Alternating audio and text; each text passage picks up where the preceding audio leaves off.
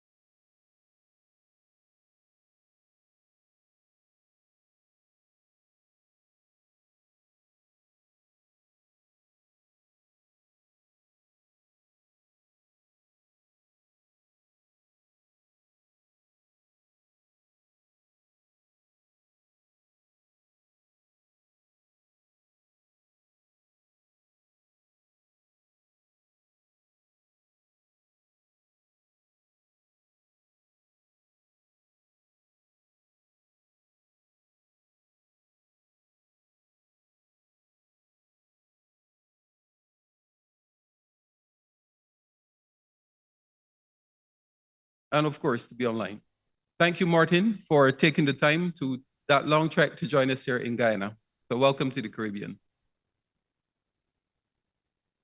There are many others that have been faithful supporters over the years, including the RIRs like ARIN and LACNIC, ICANN, which manages the global DNS, ITU, ISOC, which plays a pivotal role in the IETF, Black TLD, and the regional CCTLD managers, CARIBNOG, as well as the UN IGF.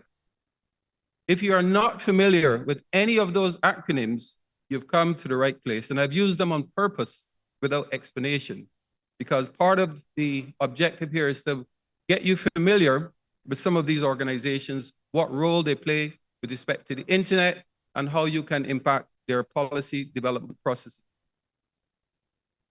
Looking ahead to the next 10 years, the evolution of the CIGF will be critical as we navigate an increasingly complex digital landscape. As emerging technologies such as artificial intelligence, of course, blockchain, quantum computing, continue to develop, the CIGF will need to adopt its policies and frameworks to address the ethical, legal, and societal implications of these advancements. This will require ongoing research, dialogue, and the involvement of a broader range of stakeholders, including youth, who represent the future of digital governance.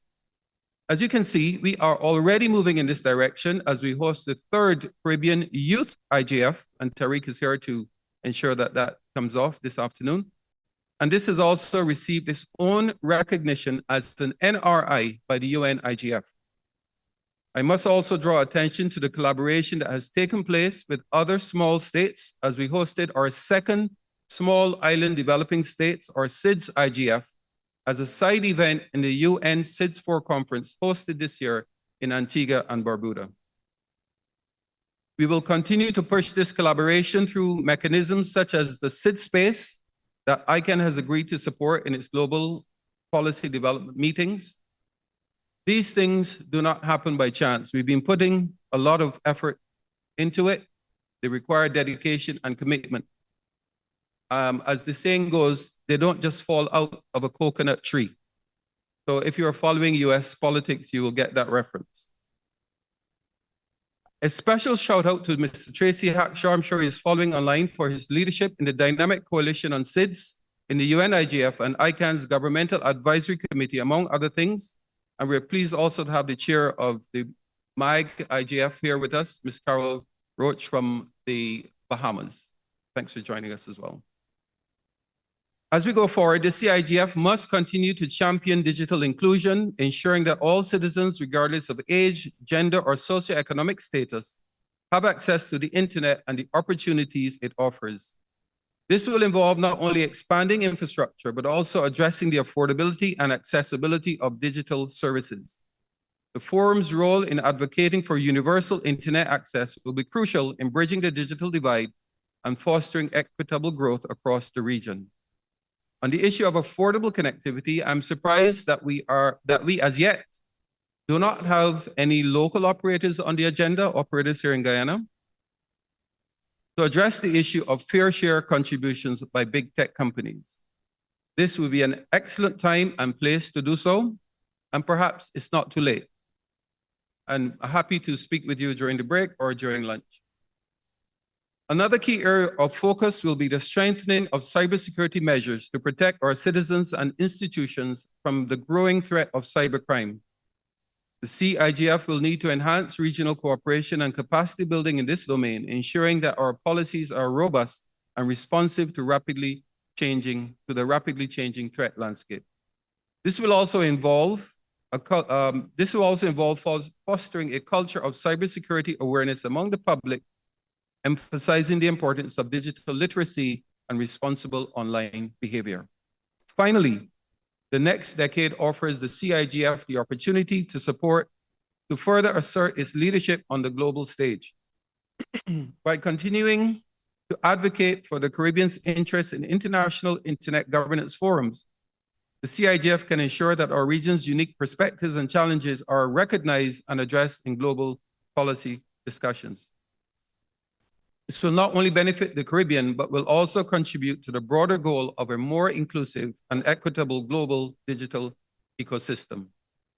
Thank you and congratulations to everyone who has been a part of this incredible journey. Thank you to the government and people of Guyana, and in particular to the telecoms agency led by Mr. Andre Griffith sitting here, for making this possible. Thank you to the supporting team back in Trinidad and Tobago at the CTU Secretariat. Here's to the future of the Caribbean Internet Governance Forum and to the continued digital empowerment of our Caribbean community. I thank you very much.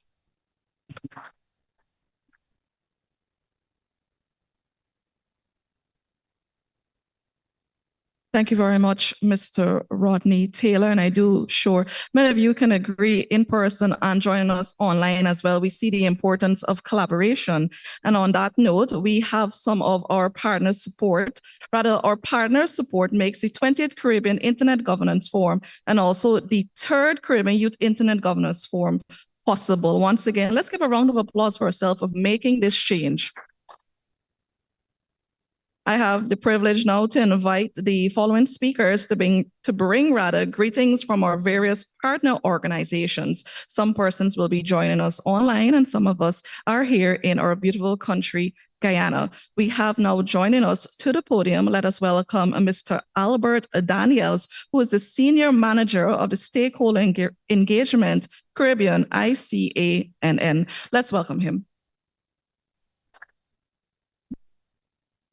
Thank you very much, Jennifer. Andre Griffith, Director of Telecommunications, Government of Guyana. Mr. Rodney Taylor, Secretary General of the Caribbean Telecommunications Union. Nigel Casimir, Deputy Secretary General, and someone who I consider to be the forceful and sustained driver of the Caribbean Internet Governance Forum for the past 20 years, and all of the dedicated staff at the CTU, Mr. Martin Botterman, GFC III Coordinator, and also an ICANN board member, Ms. Jennifer Britton from the CARICOM Secretariat, colleagues, distinguished ladies and gentlemen. It is an honor and genuine pleasure to stand before you today in the beautiful city of Georgetown, Guyana, the country of the birth of my mother and father. Now, while I'm happy to be back, quote unquote, home, for the record, I must state that my parents did migrate to St. Lucia, where I was born. So you will forgive me if I also raise the flag of St. Lucia high in celebration of St. Lucia's first Olympic gold medals at the Paris Olympics. First gold and then silver brought to us by the track speedster known as Juju, Miss Julian Alfred. We are proud of her and all of the other Caribbean athletes who gave it their best at the Paris Olympics, those who won medals and those who did not. But the truth is, when one Caribbean country celebrates, the entire Caribbean celebrates. When one Caribbean country suffers, we all suffer. And this is why the work that we do in this Caribbean Internet Governance Forum is so important. We need to continue to march forward as one Caribbean, united in our pursuit of identifying the challenges of digital transformation presented to us by the internet and other related technologies. And through thought leadership, combined efforts, and the exchange of creative approaches, meet those challenges with solutions that result in economic and social benefit to all our territories. On behalf of ICANN, the Internet Corporation for Assigned Names and Numbers, I would like to thank the conveners of the 20th Caribbean Internet Governance Forum and recognize the work, as I said before, of Nigel Casimir and the CTU in coordinating a regional approach to Internet governance and also adding the voice of youth through the Caribbean Youth Internet Governance Forum. Over the next few days in Guyana, we will be honored to be joined by many dignitaries from the region, including, for the first time, an ICANN board member in the person of Martin Botterman, as you've already heard, the GFC III coordinator. So whether you are in the room this morning or joining us online, your presence underscores your shared commitment to ensuring a secure, stable, and globally interoperable internet. As we embark on the proceedings of the next 3 days, I would like to reflect on an initiative currently taking place in ICANN, being led by you and others like you globally in the ICANN multi-stakeholder community. We have been navigating the dynamic and complex digital landscape, and perhaps one of the most significant developments for ICANN began when the board initiated the process to open the next round of new generic top-level domains. Months of collaboration involving the ICANN community, ICANN organization, and ICANN board resulted in significant progress and ultimately to the planned launching of the next round of new GTLDs in April 2026. This is an ambitious endeavor and underscores ICANN's commitment to expanding the domain name system with inclusivity in mind. Now, we understand that the fees for applying for a new generic top-level domain may be out of reach for many entities from small island developing states. And this is why ICANN is launching an applicant support program known as the ASP, which will provide training materials, capacity development, and a 75% to 85% reduction in fees for application and evaluation for qualifying applicants. The applicant support program opens on the 19th of November 2024 and will run for 1 year. We ask that you let us know of organizations who could potentially apply for new generic top-level domain names and what the best way is for us to reach them so that they hear of what's going on and will be able to take advantage of this opportunity. ICANN continues its commitment to strengthen collaboration with our internet ecosystem partners, including our regional partners in the Caribbean, such as the Caribbean Telecommunications Union, ARIN, the American Registry for Internet Numbers, LACNIC, Latin America and the Caribbean Network Information Center, Internet Society, LACTLD, Caribnog, Canto, and others. These collective efforts have resulted in measurable progress towards our common goals and leveraging our synergies and strengthening partnerships, thereby anticipating challenges and seizing opportunities. Also, the ICANN Strategic Plan 2026-2030, which serves as a roadmap for the next 5 years, has been developed with input from you, the community, and the plan consists of specific, tangible objectives and is currently available to review. I encourage all of you to read it on ICANN's website, icann.org, to better understand the strategies developed for the next 5 years. The strategic plan is a collective effort that includes all of ICANN, the board, the community, and the organization.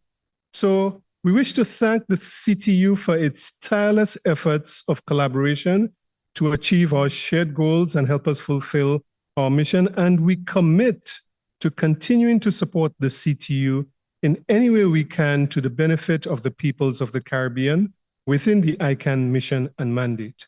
We are united in our desire for a unified global internet and wish every success in the deliberations over the next few days. Thank you very much.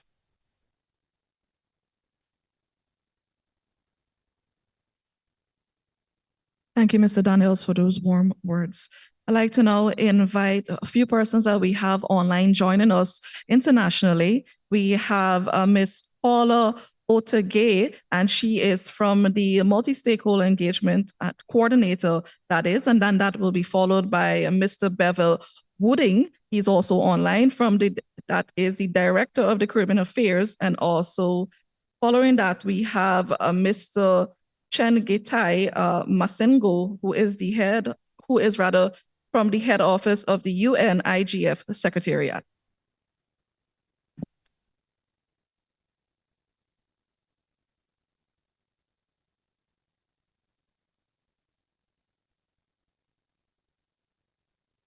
I'm sorry, just give me a sec. You just caught me a bit off balance, but both your statements were correct. Can you hear me? Can you hear me? I will just go ahead then. Excellencies, distinguished delegates, ladies and gentlemen, it is a great honor to be able to address you today at the 20th Caribbean Internet Governance Forum, as well as the Youth Caribbean IGF continuing tomorrow. Although I'm sorry I couldn't join you in person, I'm pleased that the chair of our multi-stakeholder advisory group, Ms. Carol Roach, is with you in Georgetown. Today is only possible as a result of the hard work of the Caribbean IGF Secretariat, the CTU, and the members of its multi-stakeholder organizing committee. And of course, all of you, the Caribbean IGF strong community. Thank you to everybody. We have come a long way in the development of the internet governance landscape. For example, over 5 billion people are now connected worldwide. More than 170 countries and regions have established their IGF frameworks. Yet the digital divide persists, and more needs to be done to connect the unconnected. We must ensure that everybody has the right conditions and skills to use the internet, its tools and its services. Small island developing states are particularly vulnerable to the digital divide due to their geographic isolation and limited economies of scale. It costs significantly more to deploy digital infrastructure in these regions. The impact of climate change only worsens these challenges.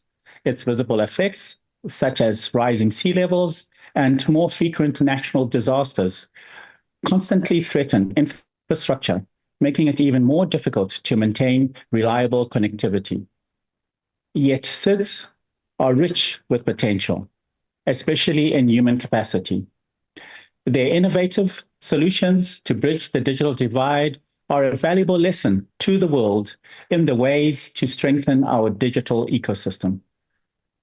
Over the years, the Caribbean IGF has demonstrated that when we tap into the unique strengths and resilience of the small island developing states, we open the door to new opportunities for sustainable development and digital inclusion, helping to improve the global digital landscape.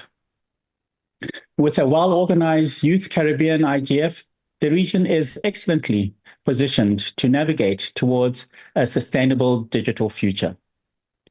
Ladies and gentlemen, your discussions over the next 3 days will provide valuable input to several important processes impacting all of us.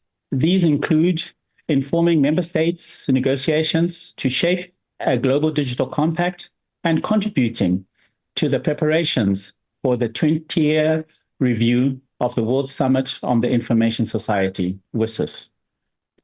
And of course, your insights will enrich the 19th annual IGF meeting hosted by the government of Saudi Arabia in Riyadh from the 15th to 19th of December. I hope many of you will be able to join us in Riyadh in person or online. Under the overarching theme, Building Our Multi-Stakeholder Digital Future, let's ensure that the voices of the Caribbean are well represented among the thousands of stakeholders from all regions and sectors who will gather in Riyadh to discuss the best ways to harness digital technologies. Thank you, and I wish you fruitful deliberations. Thank you.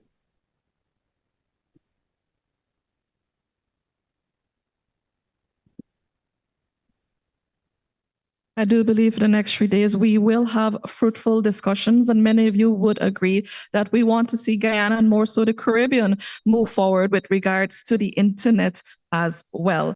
I'd like to now invite Ms. Paula Otegay, who is a multi-stakeholder engagement coordinator at the LAC. Let me go that over, LACNIC. Let's welcome her, please. Thank you very much. Good morning to everyone in the room and to all the remote participants. I am sure that you are having a lovely day in Georgetown, Guyana. Although I am unable to be there in person, I plan on following all the discussions remotely over the next few days. It is a pleasure to be here today to attend this opening ceremony. First and foremost, I would like to congratulate the Caribbean Telecommunications Union, CTU, for organizing the 20th Caribbean Internet Governance Forum and the first Caribbean Youth Internet Governance Forum. This marks 20 years of the Caribbean region managing one of the most significant regional internet governance processes in the world. Over these 2 decades, we have engaged in substantive discussions and developed action plans for the internet, contributing significantly to its growth in our region. On this occasion, I look forward to hearing about and contributing to the Caribbean's discussions on adopting the Global Digital Compact in September 2024 and undertaking the 20 years review of the World Summit on the Information Society, WSIS-initiated activities, among other topics.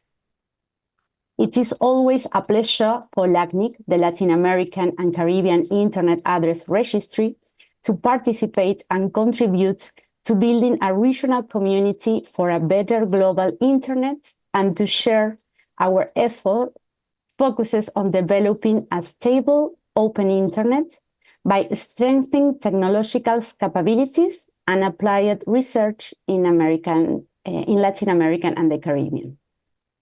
We are continuously working to enhance the internet through various capacity building programs and activities, especially in internet governance. Some of our notable programs include Leaders Program, the Policy Shapers Program, the Policy Fellows Program, the Regional Fund for Digital Innovation in Latin America and the Caribbean, FRIDA, and R&D Ambassadors Programs, among others. Let me tell you that Líderes is a program that provides funding and mentorships to independent research to investigate key internet governance topics from various community perspectives. This program encourages participants to propose policy inputs based on the local issues they face on the rise awareness of their findings. We strongly value the contributions of individuals in our region and aim to help them understand how the internet works and how they can get involved in its technical coordination. I encourage you all to familiarize yourselves with our programs so that you can take advantage of opportunities to actively contribute to building a better global internet. I would also like to highlight the remarkable work of national, regional, sub-regional, and youth IGF initiatives, or NRIs, in the region. Youth programs have undergone exponential growth and significantly contribute to the global internet ecosystem. The same goes for the numerous internet governance schools across the Americas, and certainly the Latin American and the Caribbean Internet Governance Forum, or CIGF. These platforms, based on multi-stakeholder approaches, enable us to voice our opinion, exchange ideas, and take collaborative actions in a bottom-up, open, and transparent manner on equal footing. I encourage all participants to engage in meaningful conversations and provide inputs to further strengthen our regional community. Together, let's work on enhancing multi-stakeholder approaches and our capabilities to foster a stable, strong, resilient, and open internet. On behalf of LACNIC, I extend best wishes for successful discussions over the next couple of days. I look forward to continue to support and work alongside the Caribbean IGF and collaborate with all stakeholders and partners to build a stable and open internet. Congratulations once again, and thank you very much.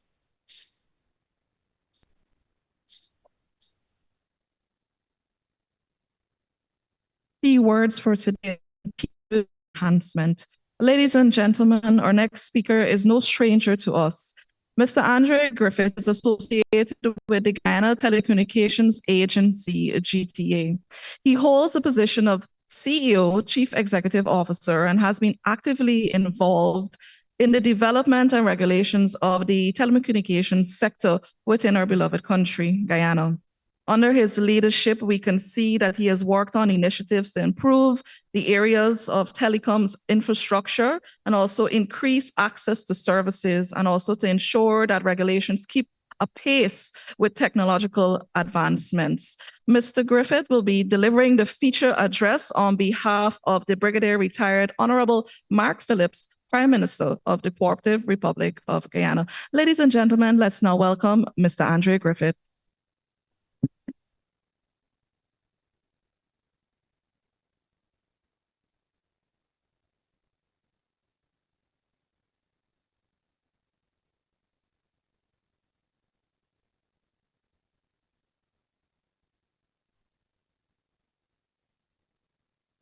I can now say something that I believe I've never said in all of the years and the few times I've been called upon to conduct some kind of public speaking. I should say all protocols observed, which is something I get to do because of the position in which I stand, the shoes that I am attempting to fill.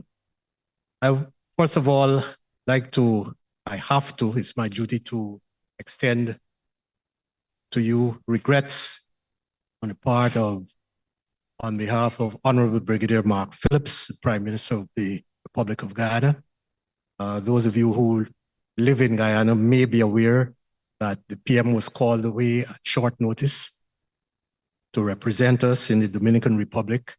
He returned on Monday night, and yesterday he was at the National Tushals Conference, which is currently going on, and as a matter of fact, I think all hands are on deck with the NTC. That once again, people who live here would understand the importance of the National Tushals Conference. This is a conference just for the benefit of those who are not from Guyana and those who are both here and online or not from Guyana. The Tushals are our indigenous leaders, the elected leaders of the indigenous communities. Many of these communities are in remote areas of Guyana.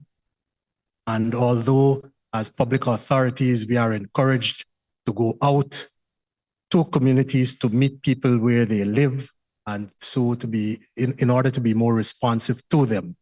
Every year, the National Tushals meet here in Georgetown, and that is an opportunity for kind of an integrated approach for us to hear from them as to the types of issues that confront them and to have an integrated response.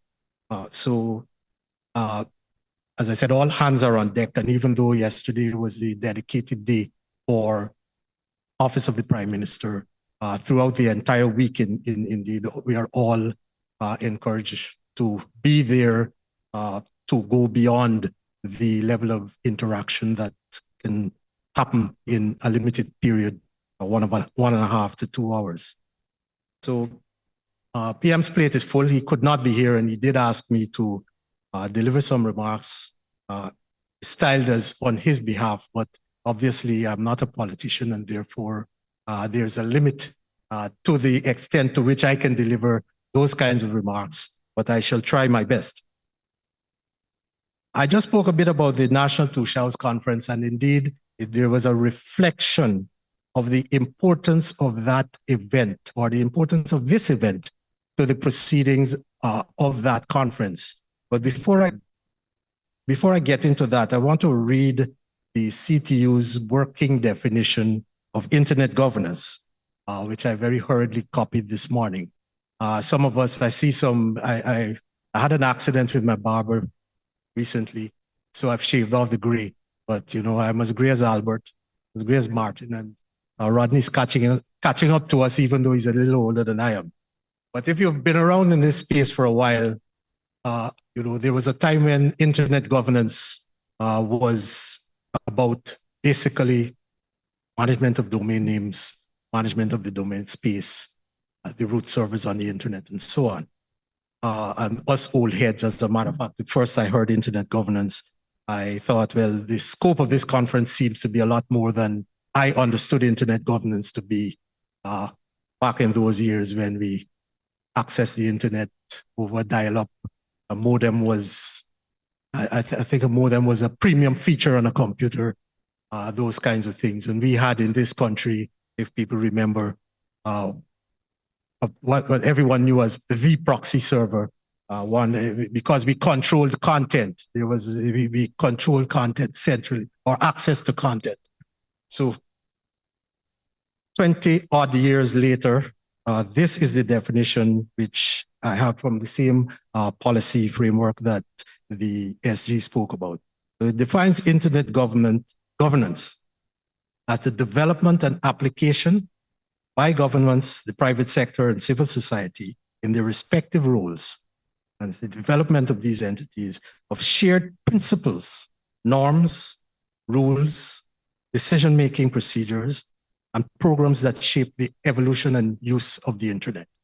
And I think that's quite a useful definition. Indeed, it does convey the breadth of the concept in the year 2024, as opposed to the years 1997, 98, 2000, and even in 2003 when we had, I think, the first WSIS conference. I do believe there's at least one person in this room that I know of who would have been in Tunis in 2003. But that was the year before, I think, the Caribbean, then in 2004, launched the first Internet Governance Forum. In conjunction, it was the CTU and the CARICOM Secretariat. I see Jennifer Britton here in the room, would have been instrumental in that first effort 20 years ago. And we are happy that she is here today because being the first, I think, is testament to the innovativeness. We are second to none. In other words, being then on the leading edge, we demonstrated that 20 years ago. And the fact that we are still here today is testament to our ability to sustain things that are of moment, not only in our own individual jurisdictions, but indeed regionally and globally. So the ability to sustain this forum, I think that the CTU at some point in time really took it. I think how many years? I think 1 year was missed. It has been held, I think, it's not missed at all, even through the pandemic. Every year it has been held. And I think that is really testament to our commitment, our ability to sustain. As I said, we were leading the world, we as the Caribbean, and we are still here 2 decades later. In Guyana, we are proud to, I think it is symbolic that in the 20th year, we are here again. We did try to do this last year in the 19th year. I think maybe it was fortuitous that we didn't get it at 19, but we got it at what is a very good symbolic milestone. So I want to return very briefly to the issue of the National Two Shelves Conference and some of the things I heard yesterday. So we were there hearing from the indigenous leaders. There are some 220 something indigenous communities across various places in Guyana. One of the recurring themes that we heard yesterday, you see some of these communities are quite difficult to get to. You can't get to by road. Some you go in, you have to travel days overland, some a combination of overland, boats, and that kind of thing, riverine travel and so on. Almost every community leader raised the issue of access to communications. It is a felt need, certainly here in Guyana, and it is my understanding, I mean, we have in the Caribbean region, we have archipelagos like the Bahamas. I think the issues are similar. You have even in some of the islands that are smaller in geography, but you have mountainous regions where you have remote communities. So you can have remote communities in quite a small landmass. But we have this recurring issue And remember the definition which spoke of policies for the evolution and use of the internet. Well, you can't use if you don't have access. And so it raises a lot of policy on the part of government. So our deliberations here are not only timely, but they are extremely relevant to the day-to-day lives of people, because the responses of the governments, responses of civil society, responses of the private sector are going to be instrumental and all essential in meeting the needs that are out there. Why do we need internet governance? And I'm reflecting those of us, we're going to have the youth forum, and I don't know how many of the youth, if it's still a part of the curricula in the various learning institutions, but if they teach actually anything at all about the evolution of the internet. Because if we understand the evolution of the internet, then we will understand why we need to pay special attention to internet governance. So this internet as a network, and this is especially for the youth out there, was actually built, designed and built to be autonomous, to be free of control. It was supposed to essentially build itself back after nuclear attack. It actually, the original, we had the precursor of what we know as the internet as, I think, ARPANET. And that was, there was a project, I think, in the US Defense Advanced Research Projects, DARPA. I just remember the acronym DARPA. But this is a network that was built, it was deliberately built to be free of central control so that it could have the essential element of being resilient against, what a lot of us grew up with, this threat over our heads for much of our lifetime of mutually assured destruction on, between powers that we had nothing to do with, but the threat was over all of our heads, all over the globe. So you have this very ethos of a very independent entity, or this network. And that is why we have, for example, the ICANN, which is not a government agency. This entity that oversees a lot of the architecture of the internet. It is primarily a private sector and civil society controlled and run organization. And we have Government Advisory Committee, the GAC, and notice it is advisory because, again, by design, the internet, wanted to be free of government control, and it is at that level substantially free of government control. I think the GAC has gained some kind of influence, but it remains under the constitution of ICANN, I believe, an advisory body. It has no powers, executive powers, as far as the internet is concerned. I think every country now can manage its own country level domain.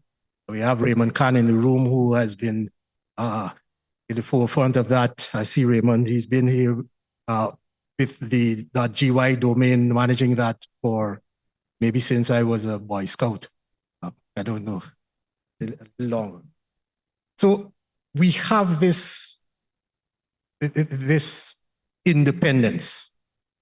And because we as government have to regulate in this context of a free and independent internet, it raises a lot of issues. So, for example, coverage. We don't run telecommunications networks. How do people get access to broadband? But we do have a government telecommunications offering. I'll put it that way, but it is by nature very limited in what it can put out there to the public. So one of the things that comes out, those companies that provide internet access have to be regulated by government. And the question is, how do we influence them to extend their coverage to serve the unserved. So that is, that will bring in the issue of rules and policies and so on that we implement. What sort of content is going to be on the internet or available to people on the internet, I should say? As mentioned a little earlier, the good old days when we tried to keep our finger in that dike. But I think after a few years, just the enormity of that task was a bit more than we could bear, and that fell by the wayside. But some people in here must remember those days when we had central proxy server monitoring content and monitoring, not only managing access to content. But on an internet that wants to be free, you have almost anyone can go online, say anything. When I say what kind of content, there's some kind of content that is by any means out here, the real world, criminal in nature. And how do we manage that? How do we get at it? People who may be putting content on the internet that is, that offends some law, maybe outside of your jurisdiction. And so that raises issues that we have to contend with in the context of internet governance. We have operators, for example, it is possible. We have now the emergence of the LEO constellations that some have a business model where you can literally go online, order your equipment, it'll be shipped to you. There's absolutely no local intermediary, and you can, you set up right there. Put aside the issue of taxes for now, but if someone using a system like that were to be engaged in activity online that is inimical to the public interest, if the provider is not subject to your jurisdiction, how do we gather evidence from that provider? How do we go to whatever country it is and gather evidence from that provider? This person who's sitting literally there in the next room, what they're doing.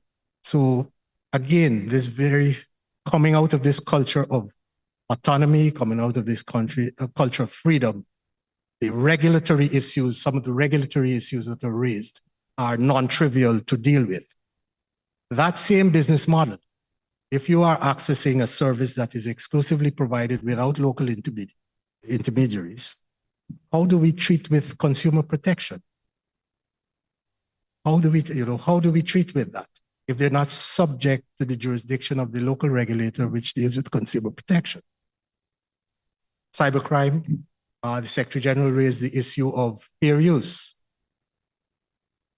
Can we consider, for example, that our subscription to some of the OTT services results in a net, but not even net, it's an absolute, because I think there's nothing coming back this way, but it's an absolute outflow of foreign exchange. And do we link that to a pattern, a shifting pattern of consumption that results in some of the issues we see totally outside of the online or the internet sphere when we try to access foreign exchange in the country? But the issue of those international OTT providers contributing to these economies, our economies from which they extract revenues, is an issue of policy that we have to treat. I think I don't want to keep us much longer. I just point out that part of the policy responses then that we have to consider. We here in Guyana are marching forward as best we can. I think there's a lot of good effort that's being put into it. Last year we passed some, over the past few years we've been putting in place some legal frameworks that are going to assist us to respond to the evolving, as the context evolves. We have, I think we had digital identity last year. We had data protection. That is something that is near and dear to my heart, data protection, because many times we go cybercrime. In many of the countries of the region, you see the first things that we go to in terms of legislation are things like cybercrime. But very many countries have kind of been hesitant to impose the, how would I call it, the obligations on us as public authorities to treat with data protection.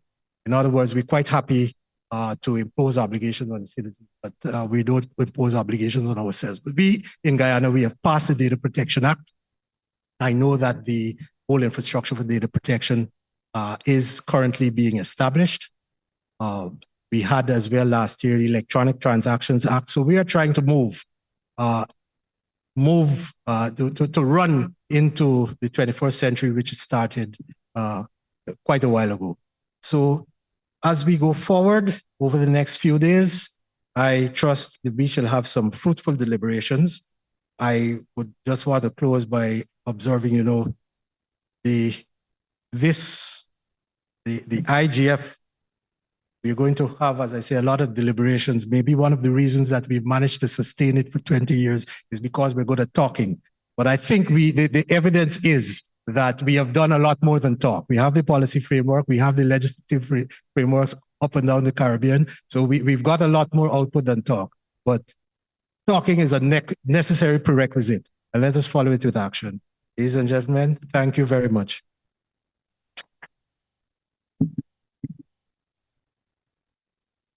Many thanks there, Mr. Griffith. I'm sure we can give a round of applause as he did a wonderful job in delivering that feature address. Ladies and gentlemen, this brings to the closing to the opening ceremony, and I'd like to now to invite Mr. Nigel Casimir, who's no stranger to you all, who is the Deputy Secretary General of the CTU, to give the vote of thanks. Following that, we will assemble for a group photo to the front of the Pegasus Hotel, and then we'll enjoy a coffee break. For those who are joining us online, you can also grab that cup of coffee as well and join us as the conversation continues. Let's welcome the Deputy Secretary General to the forum.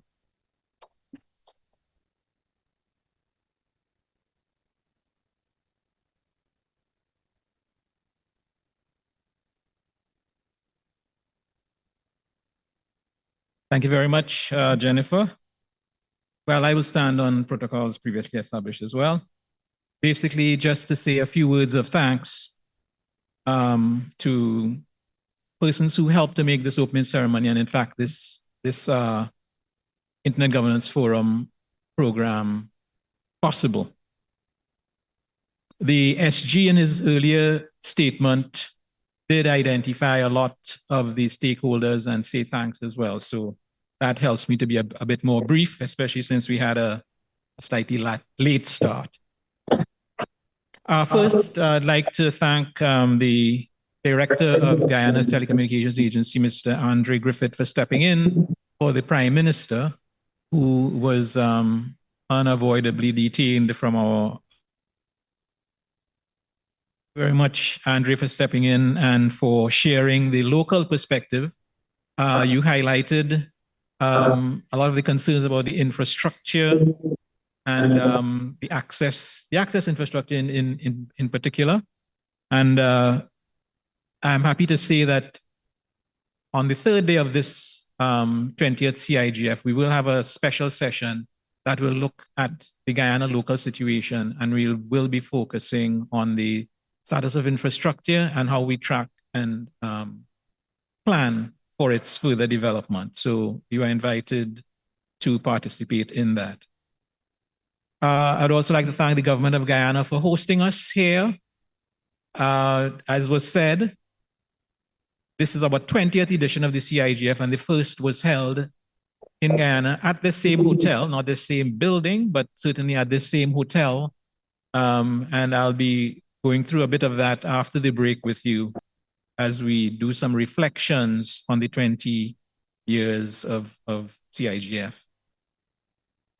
They've also provided basically strategic support to the staging of this event. I'd like to say a word of thanks as well to the CARICOM Secretariat with whom we started this CIGF journey. And the CTU has taken up the mantle and continued the process up to now. And again, on the third day of this event, we will be looking forward to see what sort of evolutionary type of things we would have to undertake to keep it fresh and relevant to the development of the region. I'd also like to thank our perennial partners, that's what I would call them. Some of them you heard from this morning, like ICANN, the Internet Corporation for Assigned Names and Numbers, the American Registry for Internet Numbers, ARIN, LACNIC, who takes care of internet numbers for parts of the Caribbean. Between the ARIN and LACNIC, those are the two regional internet registries, as we call them. They manage all the numbers on the internet network for the Caribbean.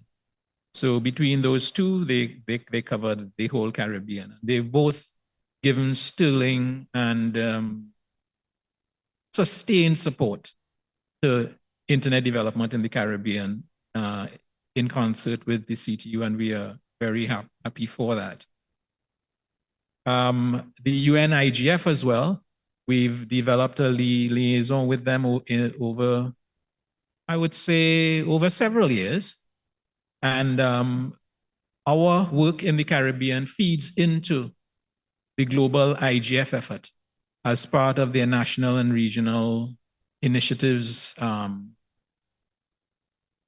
section, I guess, in the Secretariat. And we are very happy to have, as the chair of their multi-stakeholder advisory group this year, a Caribbean national, Ms. Carol Roach, from whom we would hear later on this morning. So thank you to the UN IGF Secretariat as well for speaking and for the steadfast support. That support, in fact, is also financial in terms of putting on events like this. I'll also mention the Internet Society. They have provided content and resource support over the years, resources of all kinds, and they are a significant supporter of this event as well. So basically to say thank you to all of those. We are online and we are also on streaming platforms. A key partner there has been ISOC, but in particular, a particular gentleman called Mr. Jolie McPhee, who is again assisting us with streaming of this event this year. So I want to say thanks to ISOC Foundation, and Jolie in particular, and other benefactors who helped to make that possible. We have a 3-day program, and we have a lot of speakers.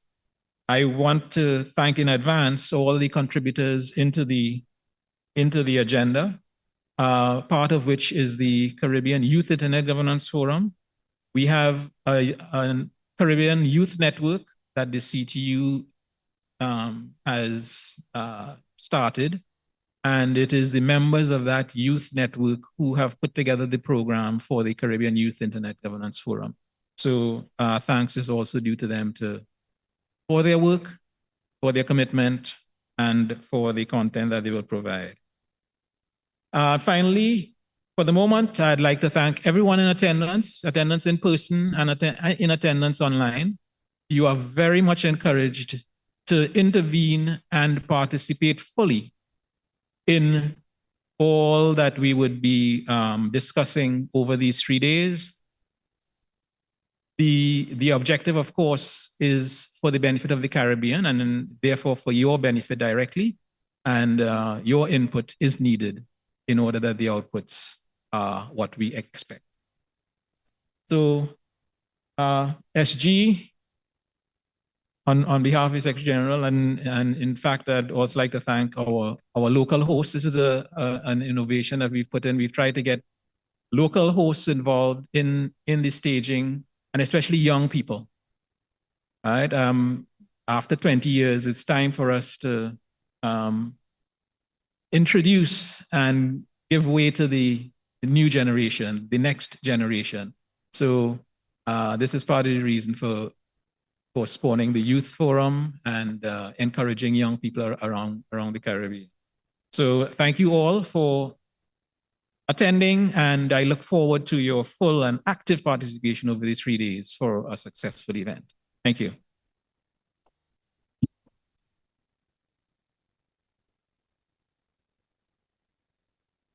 Thank you very much, Deputy Secretary General. Like I mentioned earlier, ladies and gentlemen, if we can kindly gather to the front of the building for a photo op, I believe the technical team will guide us for that.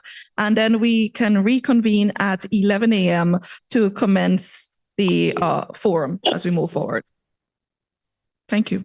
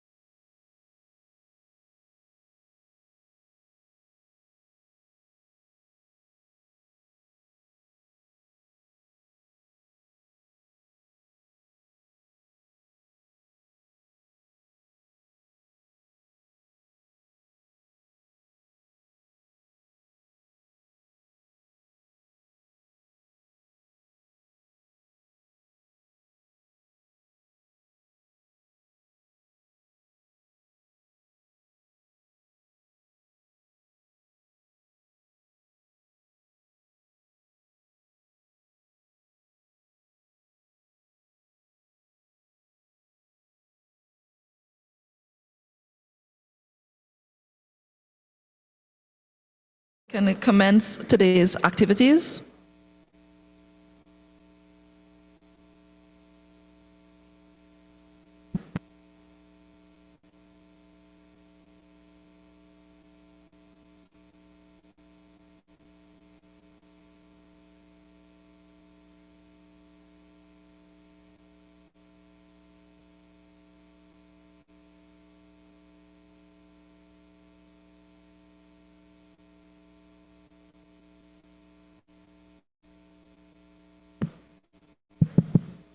Thank you, everyone. Once again, I do believe we had a great start to the program.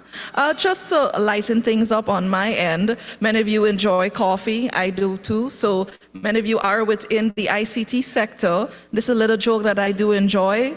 How does an IT guy drink coffee? Anyone? Anyone? No answers? He installs Java. Ladies and gentlemen.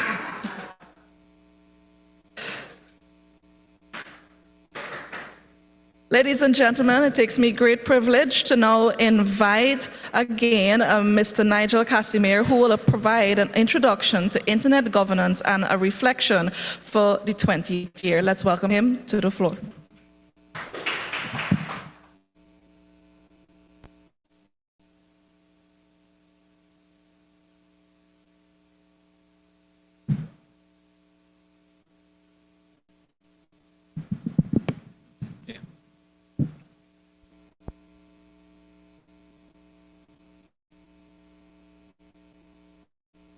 Thank you very much, Jennifer, for the introduction. This session is a standard session of our Caribbean Internet Governance Forum. We basically review where we've come from. In this 20th CIGF, however, the overall theme is reflections, current priorities, and projections for Caribbean internet and digital governance. So we will do a similar type of presentation at this time, but with a little bit of a twist. So if I could have the presentation slides projected, please, or shared, are they?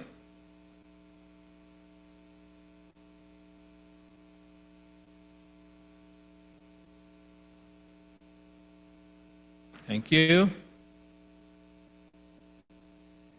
Yeah, so this is the title of it, the CIGF at 20.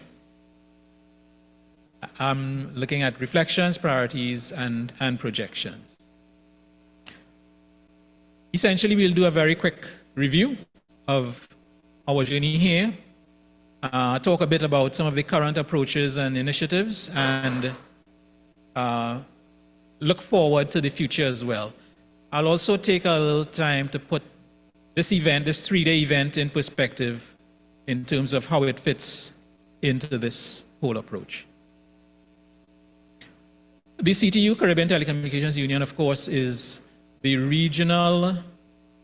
CARICOM institution specialized in information and communications technology. So we are a regional intergovernmental organization that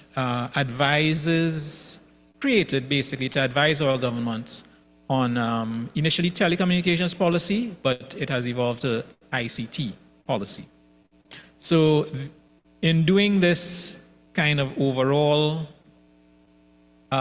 function, the CTU undertakes certain core activities that are listed on this particular slide, including harmonizing policy formulation in the Caribbean on a range of ICT topics, capacity development in the area.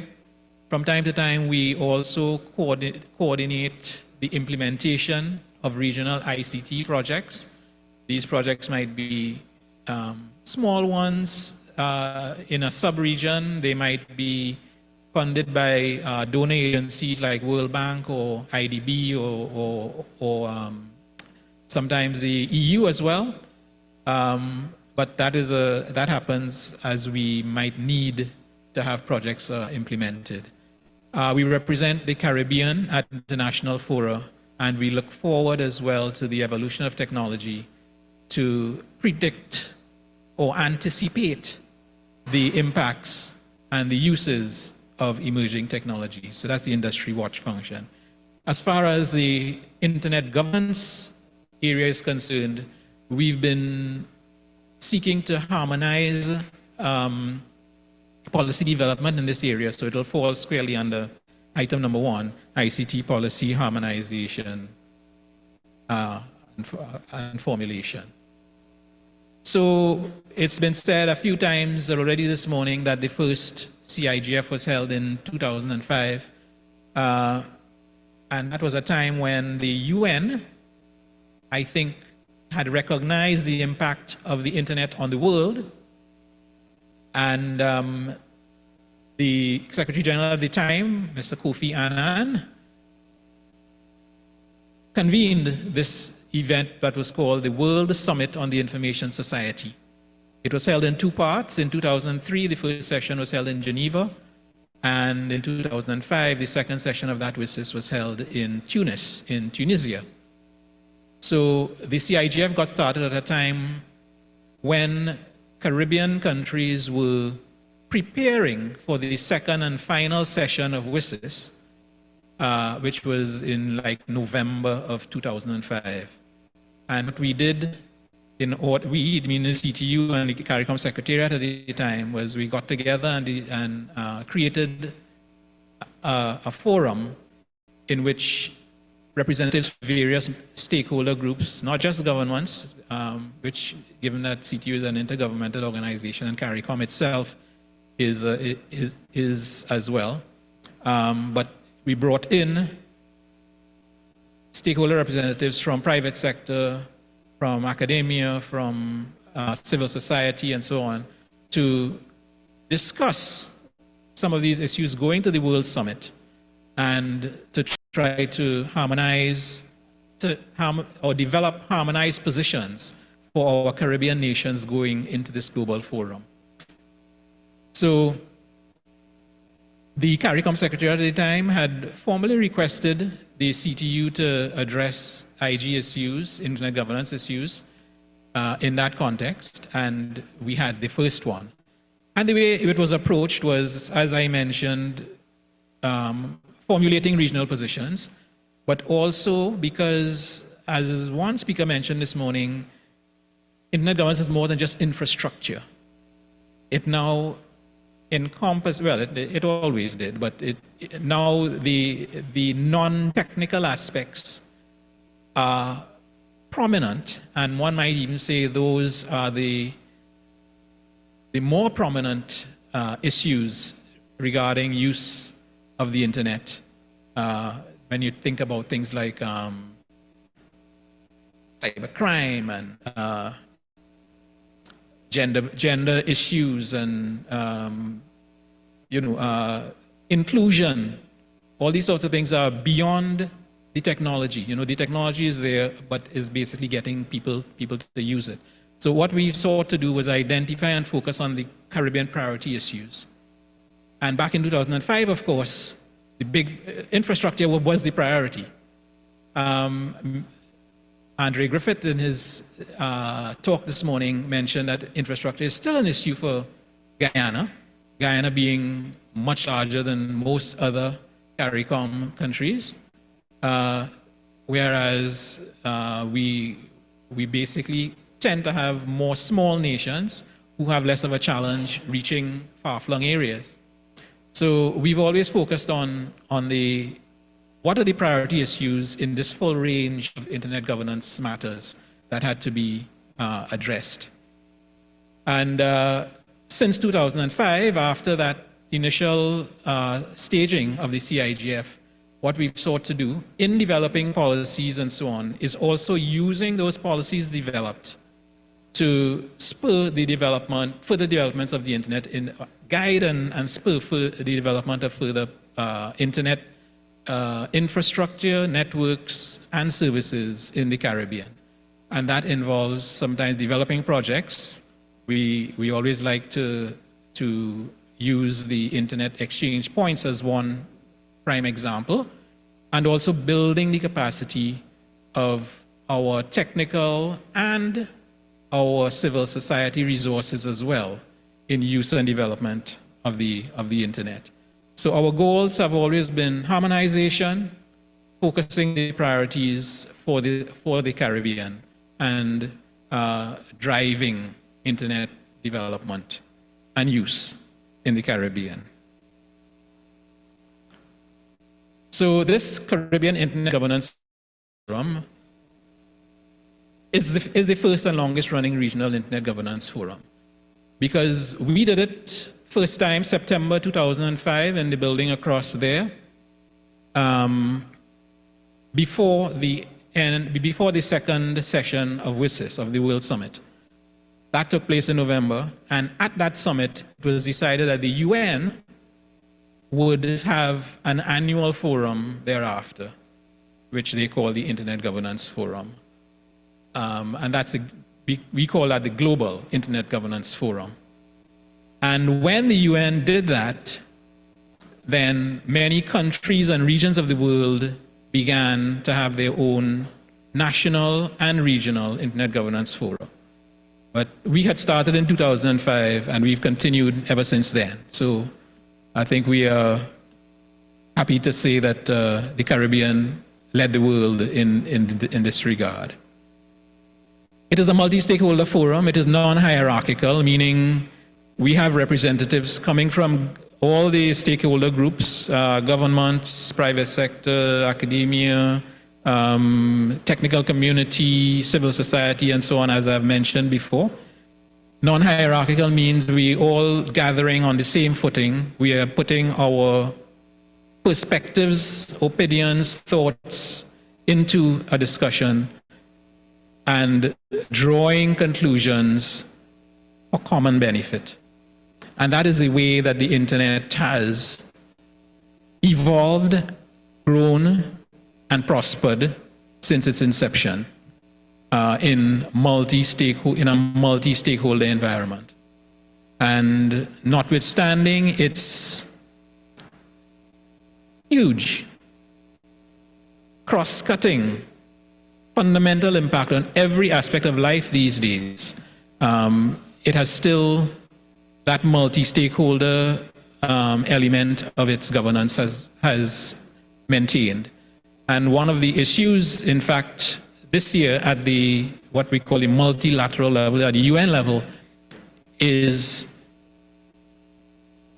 an event that they will call the Summit of the Future, which would produce, or aims to produce agreements among all the nations of the UN for a pact for the future, part of which would be, on the digital side, a global digital compact. All right, and there has been a lot of lobbying for that global digital compact to maintain and sustain the multi-stakeholder nature of internet governance. So that is part of the discussion that we'll be going through in these 3 days. So it's a non-hierarchical multi-stakeholder forum focusing on regional IG policy and, as I said, matters of Caribbean priority. Because the CTU is involved as convener, it is also a pathway into the decision-making process of our government stakeholders. So the CTU is intergovernmental. We are, our highest administrative body is called the General Conference of Ministers, made up of the ICT or telecoms ministers from all the CTU member states. And there's also an executive council made up of the senior government officials, policymakers from the CTU member states as well.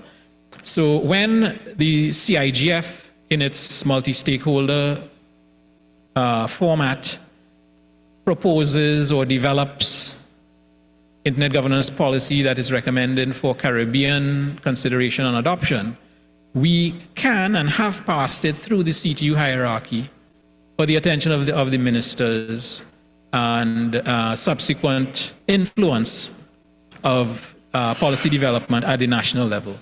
The SG mentioned this morning that him working with the government, at least with the Internet Society in Barbados, and he was an officer of the government of Barbados as well, found value in using the policy framework developed through the CIGF in developing their work in Barbados. So that's at least one testimony. And the CTU Secretariat itself has used it to guide its own interventions in multiple countries of our membership to good effect.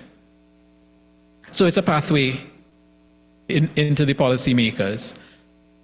We say it's more than just a prep meeting for the other IGS. We don't just feed into other IGS, but we feed into regional government policy, because from the outset we've sought to produce tangible outputs, documents, and so on that have been put before the powers that be. And in recent times, of course, collaboration is key. So we've been building and strengthening ties to other regional partners, other regional IGFs, and in fact the UN IGF as well. So this is 20 years, and this is a bit of a grainy look at what our event banner was for the first Internet Governance Forum. You can see it was held at the Pegasus here in Georgetown, and it was in the ground floor of the older Pegasus building there, the 5th and 6th of September 2005.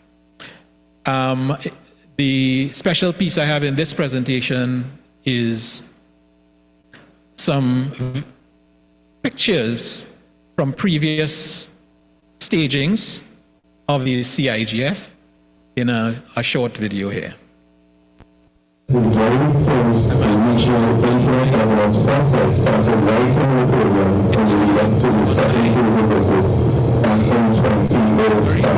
One global event diplomatic architects within the summer and Marcus Cuba working on a conceptual framework to address the future of Internet governance. The program instinctively came together as a collective to realize the single first idea exercise. And of course, the ingenuity was predicated on how we relate to each other. The Caribbean Internet Governance Forum is a multi-stakeholder forum that's convened by the CTU, Caribbean Telecommunications Union, and since 2005, when we first got together in order to coordinate Caribbean positions to go into the final WSIS session in Tunis, the World Summit on the Information Society. And since then, we've met annually to continue the process of coordinating Caribbean positions in internet governance. And I think I would say that we've had a fair level of success in bringing the opinions of Caribbean people together in building capacity in the Caribbean. And also in the Caribbean, what we have is multiple small island nations with very limited resources. So a forum like the CIGF helps us to come together to pool our resources and knowledge in order to take everyone together successfully. In what I think is a kind of an innovative output in producing something we call our Caribbean Internet Governance Policy Framework. It's kind of a compilation of the vision, mission, aspirations of the Caribbean people for their role in this growing global information society.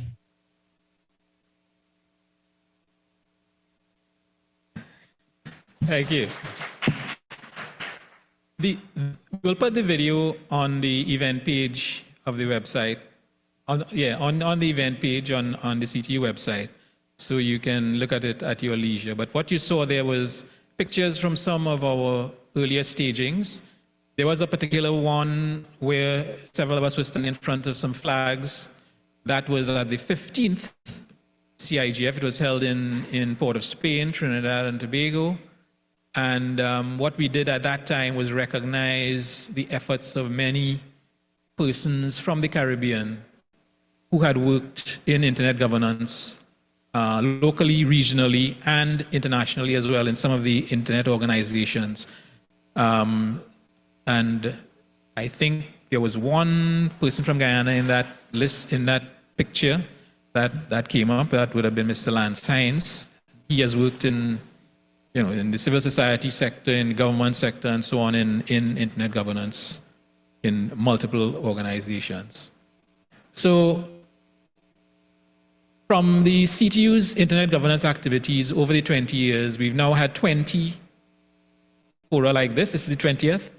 This afternoon, we should have the third Youth IGF, which is a more recent initiative. As I mentioned, we need to empower and encourage the younger generation. We've also had ministerial briefings on internet governance over the years. The Caribbean Internet Governance Policy Framework has been mentioned. This is its 4th edition. It's available on the CTU website. And in that document as well is a record of all the CIGF events, from the first down to, well, it would be up to the 19th, because it was last published in January of this year, prior to this 20th. Multiple sessions. The slide says at least 23 on technical and policy issues in 18 of our countries, in partnership, as I said, with our perennial partners like ISOC, ARIN, ICANN, LACNIC, and among many others.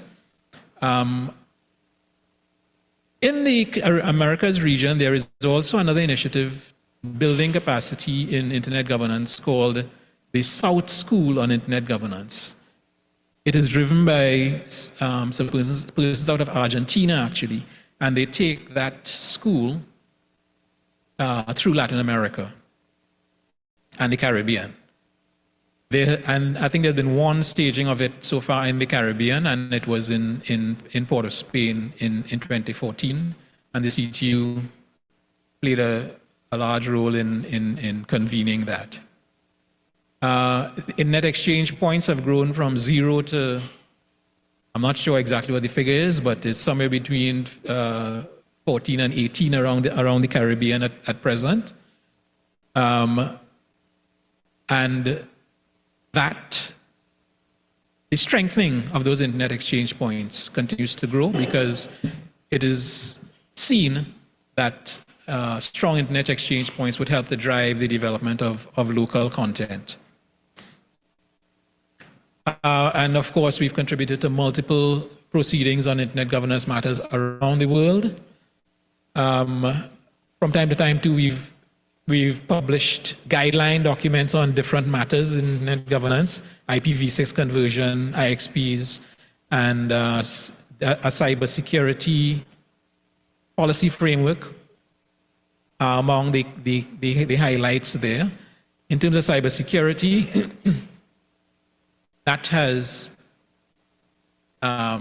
progressed to the development of a cybersecurity action plan that was in 2016, driven by CARICOM Impacts. That's the CARICOM agency that has the lead on security, including cybersecurity. And we'll have a speaker from CARICOM Impacts at the Youth Forum this afternoon. And I mentioned partnerships as a part of, is fundamental to what we do. So we've signed multiple partnerships and memoranda of understanding. So it's all not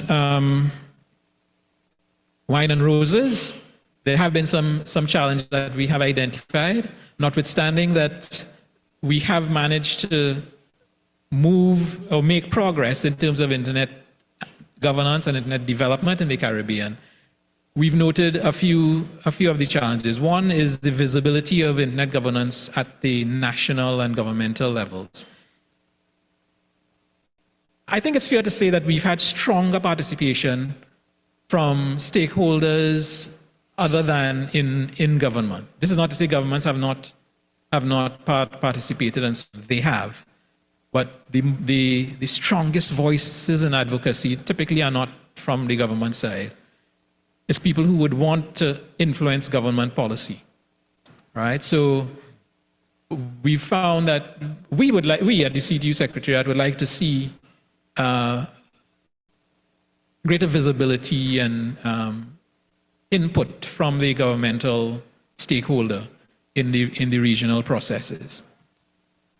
And why we say that, that's kind of the second point up there, is that while in the CIGF we come up with reasonable proposals and we produce documents like the policy framework and so on,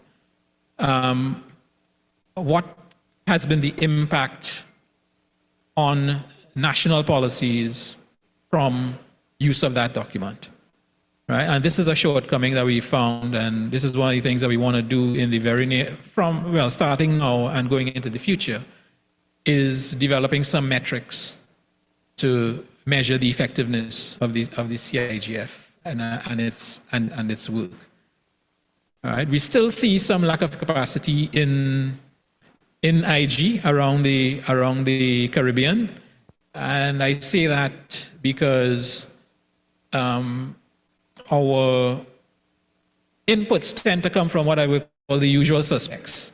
So we need to expand the quantity of people involved in the space, expand the number of people making valuable and telling contributions into the policy development work. And this is kind of why we are taking different initiatives like youth initiative and so on. And from time to time too, there were some uncoordinated interventions. All the partners with whom we work, they might want to help, but sometimes we get too many not necessarily unwanted, but maybe uncoordinated types of interventions. And we found a need to streamline some of those so that we can get some synergy from all the assistance that is on offer. So what we've decided to do in terms of building the profile at the national levels and so on is to seek to work more closely with some of the national and local communities of interest, whether it's ISOC chapters or computer societies.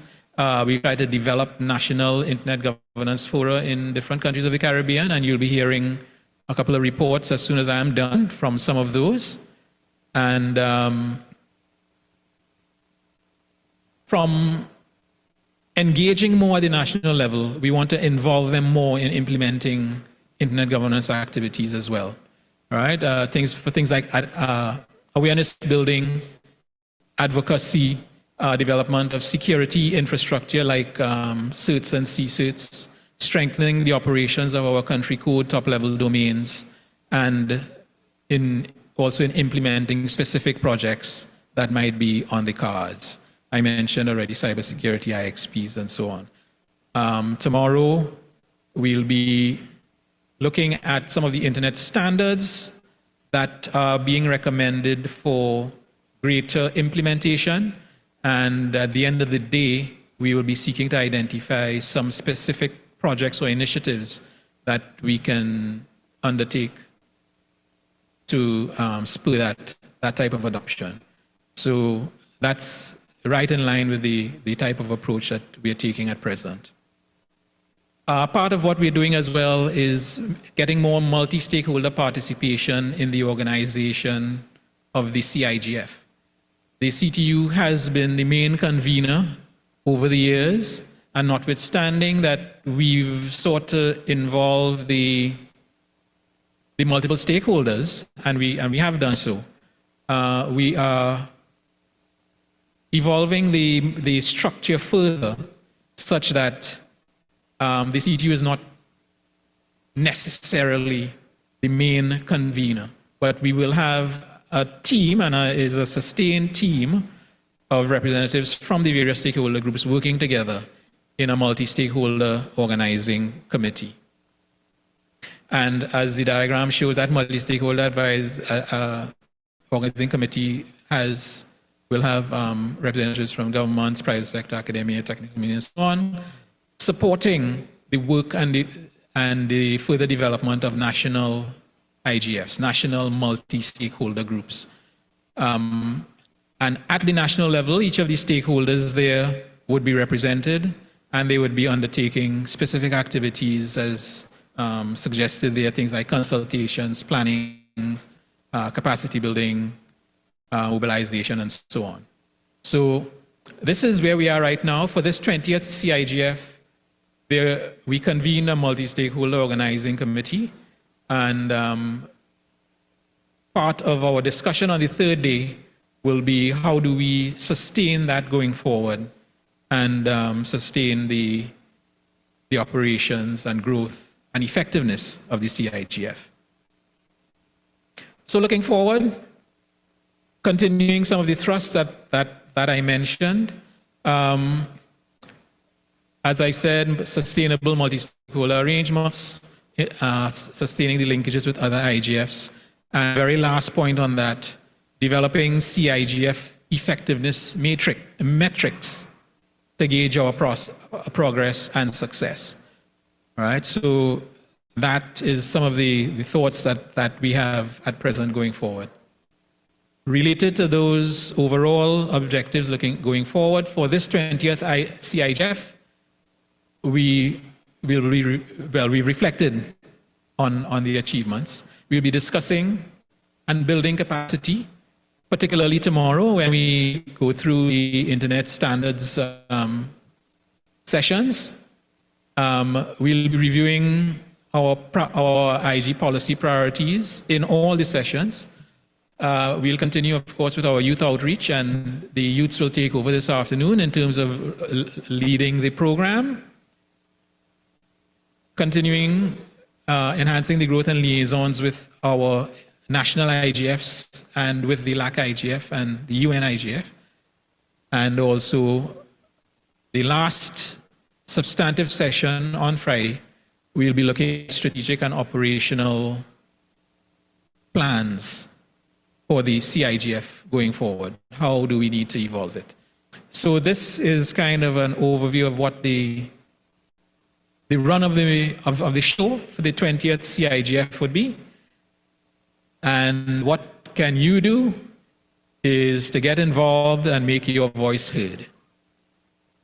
All stakeholder views are invited and are welcome. And that includes each and every person in this room, each and every person online. The one thing that I've always found about internet governance is that you don't have to be a corporation to make an impact. Individuals can participate and individuals can have an impact.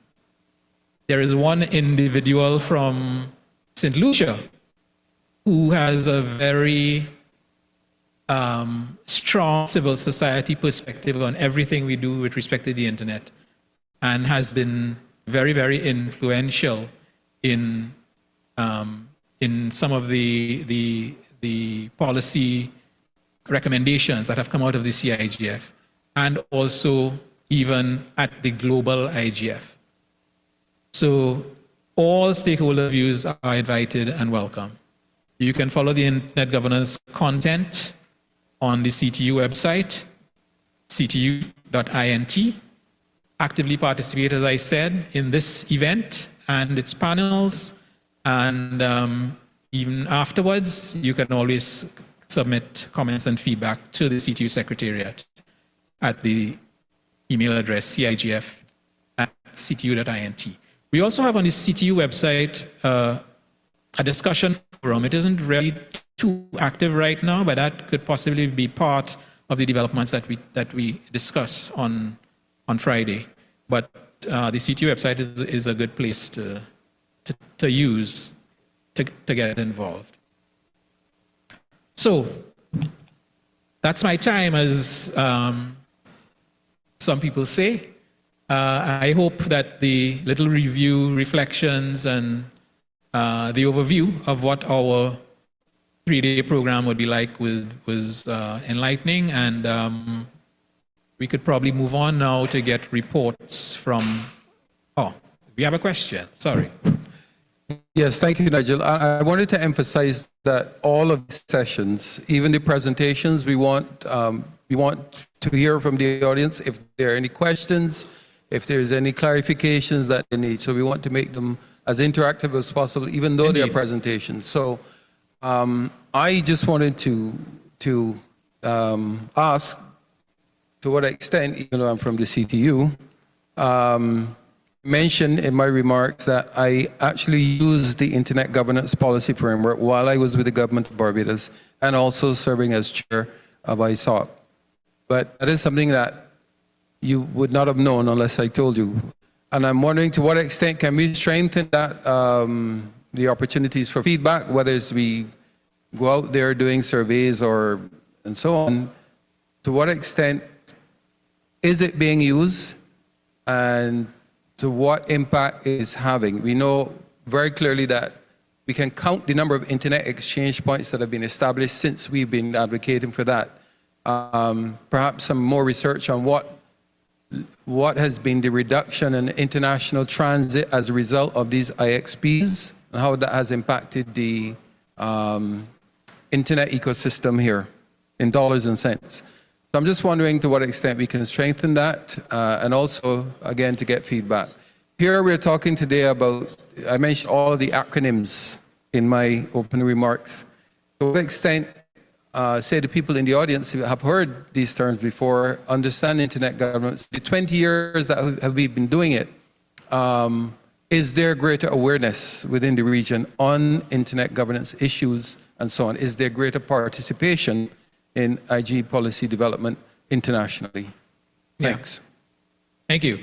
I think we can say that we've seen progress, certainly, but we've never measured progress. We've had a lot of interventions in multiple countries, but one can't point to active measures being taken to measure what the impact of the interventions has been. There are some items of evidence, like the IXPs that you mentioned. We've produced a regional cybersecurity policy framework, which has been taken on board and has become a cybersecurity action plan for another of the CARICOM agencies. So I'm saying that there are anecdotal things that we can point to say that these have been the benefits of our work. But to the extent that any systematic sort of metrics have been developed, we haven't done that yet. And I think that's one of the things that we could explore to see what might be the most effective way for us to start measuring and that progress going forward. And the SG is right in that all the sessions are intended to be interactive. It's not. We've gone away from classroom style, actually. We used to have classroom style set up in the previous years for CIGF, and we've gone to banquet round, encouraging more discussion groups and that sort of thing. So the discussion is not just at your table, but bring it as well to the speakers, ask the questions, get the clarifications that you need, because part of what we were doing here is building capacity. Yes, we have another question.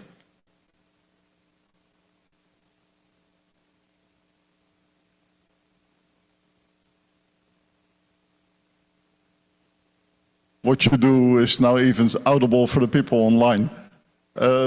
What is very important indeed is the activities you do. And I think tomorrow we'll also be going into what specific action can you do, so you can get also measurable results. One of those things is you indicated on one of the slides that IP version 6 had gone up. And you contribute to that with conferences like this. It's good to also put the numbers there, and I think we can.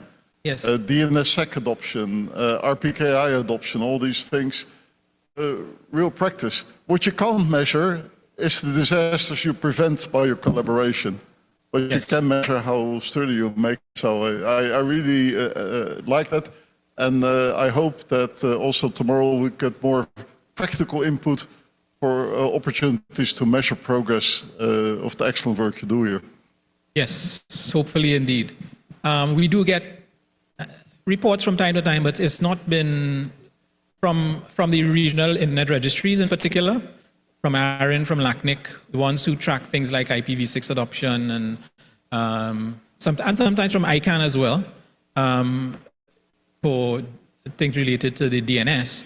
So, but I would say within our IG network in the Caribbean, we probably could formalize a bit better some info from some of those sources. Maybe we develop certain other insights that might be of interest for the policymakers. So it's an area of development that we recognize and want to pursue. Yeah.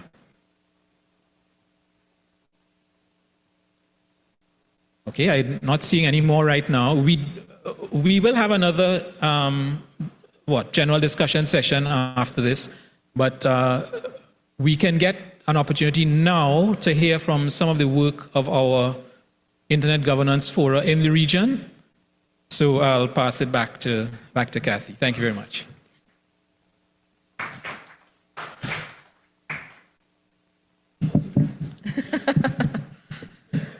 Thank you once again, Deputy Secretary General. Ladies and gentlemen, we want the conversation to flow. If you have questions, there are mics placed on your table. We have the professionals here that are willing to answer your questions, comments, suggestions, and also queries. The persons who will be joining us today will be joining us via online, which we are so grateful for. But while I was listening to the Deputy Secretary General's his presentation, I could see the fact that we are moving forward, and we can also see that the region will likely to continue strengthening its IG framework. And as I believe, as a young person, it's important that we do so, and also working in the sector as well. I do see that we can also enhance cooperation regionally and internationally. And lastly, of course, we can see that support happening. Ladies and gentlemen, we will now have those persons joining us online to provide an update on national, regional, and global IGF events, and also that have been taking place, which I'm sure many of you are excited to hear what they have to say. Like I mentioned, we have those mics on your table, and we can continue the conversation. We want to make it as interactive as possible, and not to be afraid. There's no such thing. I was told long ago while in high school, there's no such thing as a stupid question, and I'm sure many of you can agree. We're going to now be joined by Mr. Tracy Hackshaw of TT Mag to give his presentation. Mr. Hackshaw. Thank you, everyone. I hope you can hear me okay. And if not, I guess you'll let me know. So I'm going to share my screen, and I hope you can see that I'm sharing it now. And I'm going to go to full screen on this. All right, so I hope you can see this presentation. Yes, we can. Excellent. All right, so I'm presenting on behalf of the Trinidad and Tobago Multi-Stakeholder Advisory Group, the TT-MAG, which as it sounds is essentially a group of stakeholders that has come together under the aegis of the .tt top-level domain, TT-NIC, and has formed a quite large body of stakeholders across multiple areas, including academia, civil society, the technical community, government, and the private sector. And we have been in operation since 2017. At the CIGF level, and about a couple of years before that at the TT-MAG level. I think it was 2015, if I'm not mistaken. So we have been able to present this CIGF for the last 7, going on 8 years now. And our 2024 edition was held in a hybrid form. We moved back into hybrid mode after a couple of years online post-pandemic. And it was held on January 25th. And 26, 2024, and we were the first, and we have regularly been the first IGF, national IGF of the cycle in any given year, held very soon after the global IGF. So basically, we essentially, like other IGFs, an annual forum, and we do try to work intersessionally as well. But it does convene and converge into this annual event every year held in Trinidad and Tobago and virtually with getting participation from the world, facilitating a dialogue on internet-related public policy issues. And our 2024 forum was themed, as you saw in the previous slide, The Internet We Want, which essentially drew from the 2023 United Nations Global IGF, which was held in Kyoto. The theme was the same, The Internet We Want. And we used that theme to generate our overall process for 2024's IGF held in January. We focused on a trust-driven digital economy, addressing the importance of trust in digital systems for economic development, security, and privacy. And I'm not going to run through in detail this, but you can see our report for the session at our website on igf.tt. We have a detailed report there, as well as recordings of the sessions that were held and kindly live streamed on our behalf by partnering with the Internet Society. And Jolie McPhee, who's also doing the live stream for today's event. So thank you, Jolie, and the Internet Society and others who are party to that process. I believe this is sponsored currently by VinSurf directly. So key discussions and themes: privacy and data protection, digital transformation, access and inclusivity, and looking at our policy recommendations. We focused primarily on data protection legislation, where participants advised that we should revise and strengthen our data protection laws, cybersecurity as a major thrust, emphasizing the need for a comprehensive national and bespoke strategy at your various entity levels, including improving resilience of critical infrastructure, etc. And as well, in the country, in the Trinidad and Tobago setting, a strong feeling that there was a requirement for capacity building, especially in the area of digital literacy, providing training programs for both the general public and professionals to better understand and navigate the environment. Significant challenges have been identified still in the areas of digital divide, digital inclusion. We believe that, and we heard that there are still significant gaps in meaningful access and meaningful connectivity, while there may be connectivity in the areas at some level, infrastructure to get quality internet access was still not perfect. And we need to look at that, as well as meaningful and affordable connectivity, including lack of devices such as smartphones and computers, etc. Again, based upon the recent increase in cybersecurity, cyber attacks in the region, a series of concerns were addressed regarding cybersecurity, and related to that, legislative gaps regarding technological advancements, again, reminding you of data protection, privacy, and digital identity management. The way forward, overarchingly, we looked at improving multi-stakeholder collaboration to improve this collaboration between and among our stakeholders. We do have that collaboration identified today, but it can be improved, and we do need to enhance and improve that collaboration.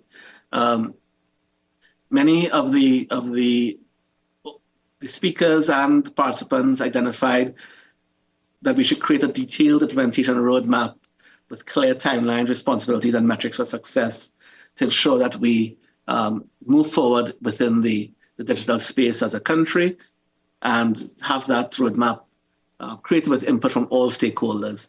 And of course, not only just have the roadmap and implement it, but ensure that we track progress and course correct where necessary through a robust M&E framework. So that's my wrap up of the summary of that of our TTIGF 2024. As I said, we have a detailed report available at https://igf.tt. The TT Mag is available to assist and to work with other entities in the region looking to do something similar. And we can be found either by going to igf.tt or magmag.tt. So mag.tt. And just to give you a heads up, our 2025 Internet Governance Forum, TTIGF 2025, is already announced. It will be held on January 30th and 31st, 2025 It'll be hybrid as well, hosted by the TT Mag, as we said. And we're already having a call for topics. And this Saturday at 11 a.m. Eastern Caribbean time or Atlantic Standard Time, there will be a webinar which is going to focus on calling the call for topics and what the CIGF 2025 could look like. As you saw, the theme of this year's, the next year's CIGF is actually building upon the UN's theme, which will be building our multi-stakeholder digital future. So utilizing that theme, we're going to work on building our agenda, and we invite everybody, including people from all around the region, to join us on Saturday at 11 a.m. at Atlantic Standard Time. You could scan the QR code to get more information about this webinar, and we hope to be able to see many of you there on Saturday coming this weekend. That's it for me. Thank you very much. I'm going to end my share now.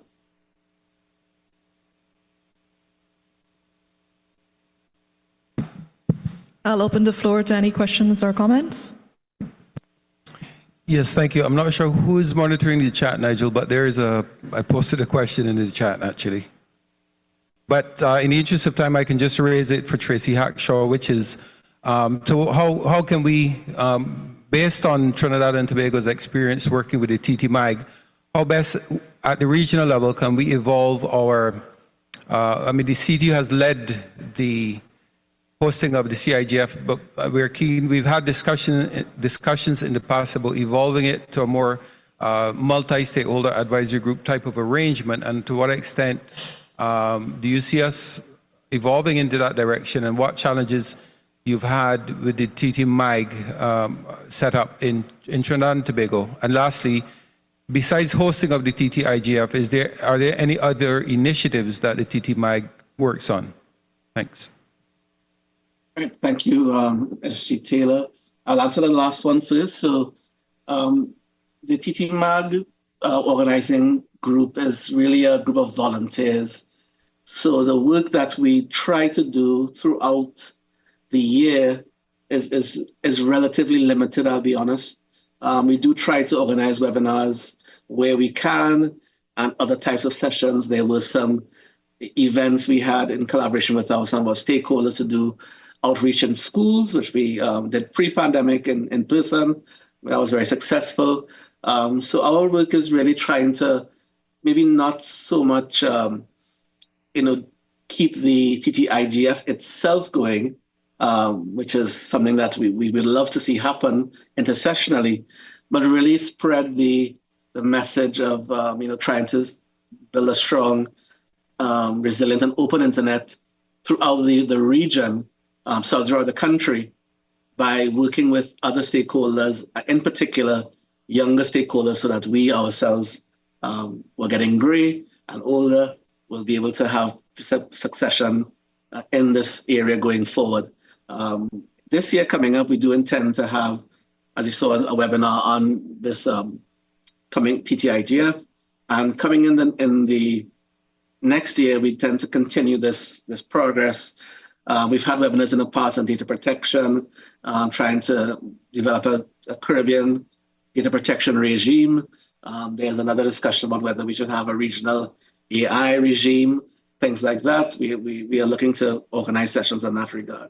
So that's what we try to do in between, and we have an ongoing open forum that is not very well populated, but we do try to have topics engaged on social media on a fairly regular basis. In terms of the TT Mag itself and how that works, well, as you can imagine, in the Caribbean, it's a challenge to have representative bodies like this function in such a way that it represents everyone. So that's always a challenge. So we have a pretty complex structure, unfortunately, where we have utilizing the government's NGOs, environments. We have to create a board of directors, first to form as a body, and then we have membership organizations who then elect members to that body. That in itself is somewhat complicated because as a TT Mag, we like to represent every single member at every single time. But in this case, we have representatives who represent the membership and not all members on the board, etc. So that creates some challenges, but we do invite all interested stakeholders in the country to join us. And we've had, I think, about 50 or so entities turn up to join the TTMAG over the last several years. And we think it's been reasonably successful to have it in that regard. Private sector, academia, government, civil society, and technical community have been part of that join, but we can have more.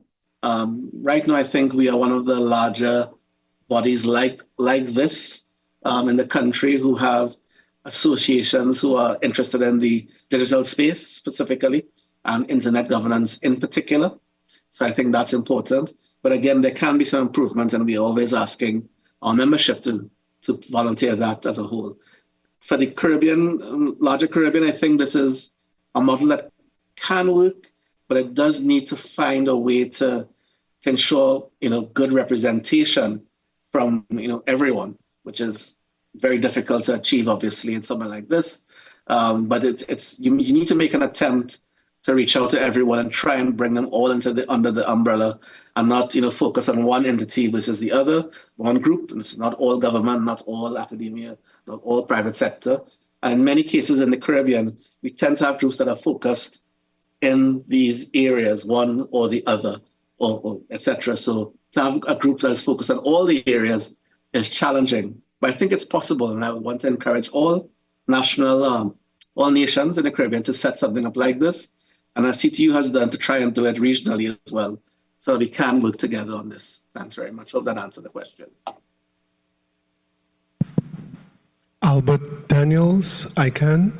The Secretary General asked about the work of TTMAG, and if I'm not mistaken, one of the important activities that your TTMAG is involved in, Tracy, is actually guiding the activities of the country code top-level domain name for Trinidad and Tobago. As a matter of fact, we use the example of TTMAG often around the Caribbean, to suggest to other countries one of the approaches that has been successful in driving the activities of the CCTLD. So I don't know if perhaps, Tracy, you can just make a comment or two specifically on what the TTMAG does in respect of the governance of the management of the country code top-level domain name for Trinidad and Tobago.tt. Yeah, thank you, Albert. Yes, you're absolutely right. As I mentioned at the start, we were created as essentially as a multi-stakeholder body to advise the NIC, TT-NIC, who is the manager of the top-level domain in Trinidad and Tobago.tt. And that was the genesis of the TTMAG. And in doing that, we've sort of evolved into this larger entity, which is looking at larger internet-based issues, which we believe will actually help and grow the top-level domain as a whole. This is TLD, but also the internet in the DNS industry. Let's say that specifically for the time being. We would want to believe that the MAG's approach in terms of guiding and providing policy recommendations, and having the directors of the TTMAG include the CCTLD managers on our actual meetings and our board, and they actually let's be honest, they help fund the majority of our activities. The CYIGF cannot succeed without their input.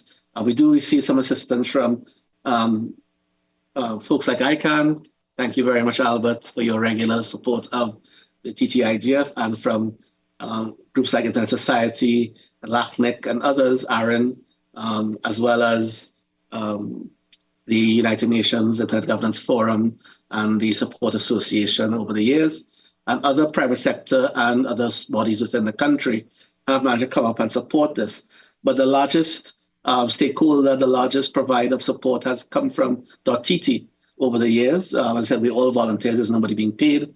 But to pull off these events, make stuff happen, keep lights on, it's really a Herculean undertaking.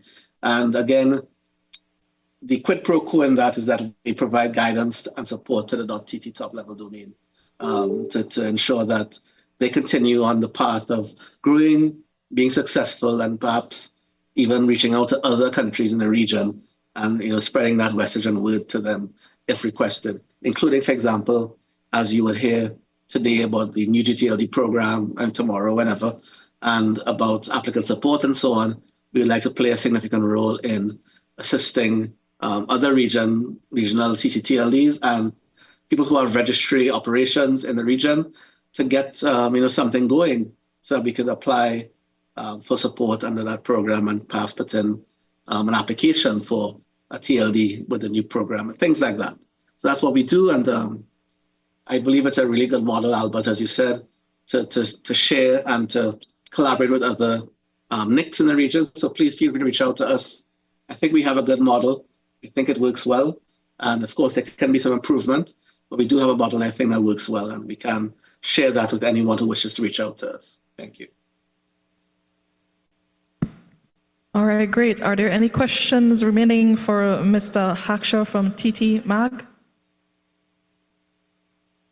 I see the silence in the room. Those questions and comments have been answered. Many thanks, Mr. Hakshaw of TT Mag. I'd now like to welcome Ms. Stephanie Joseph, the president of ESOC Haiti, to join us via online. Thank you. Did you hear me? Yes, we can. Okay. Ladies and gentlemen, distinguished guests, dear young people, it is with great honor that I speak today on the occasion of this 20th edition of the Caribbean Internet Governance Forum.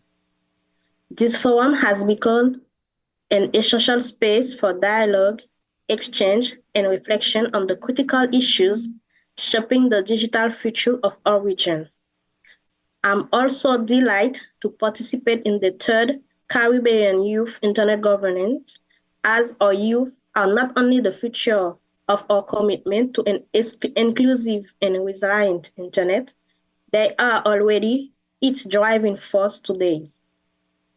Since the early editions of this forum, the Caribbean has witnessed the birth of initiatives and public policies that promote more democratic, accessible, and secure internet governance.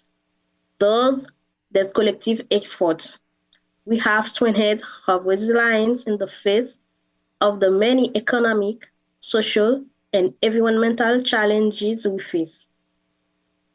However, it is crucial to recognize that our mission is not yet accomplished. Issues such as the digital divide, personal data protection, cybercrime, and equitable access to information remain major concerns for all communities. The acceleration of digital transformation, exacerbated by the COVID pandemic, has highlighted the urgency of investing in digital infrastructure, training, and education for all, particularly for the most vulnerable populations. In this context, the participation of young people in internet governance is of paramount importance. Young people are not mere passive users of digital technologies. They are innovators, content creators, entrepreneurs, and activists who are actively shaping the future of the internet. Their voices, ideas, and perspectives are essential to building an internet that reflects the values of inclusion, diversity, and respect for human rights.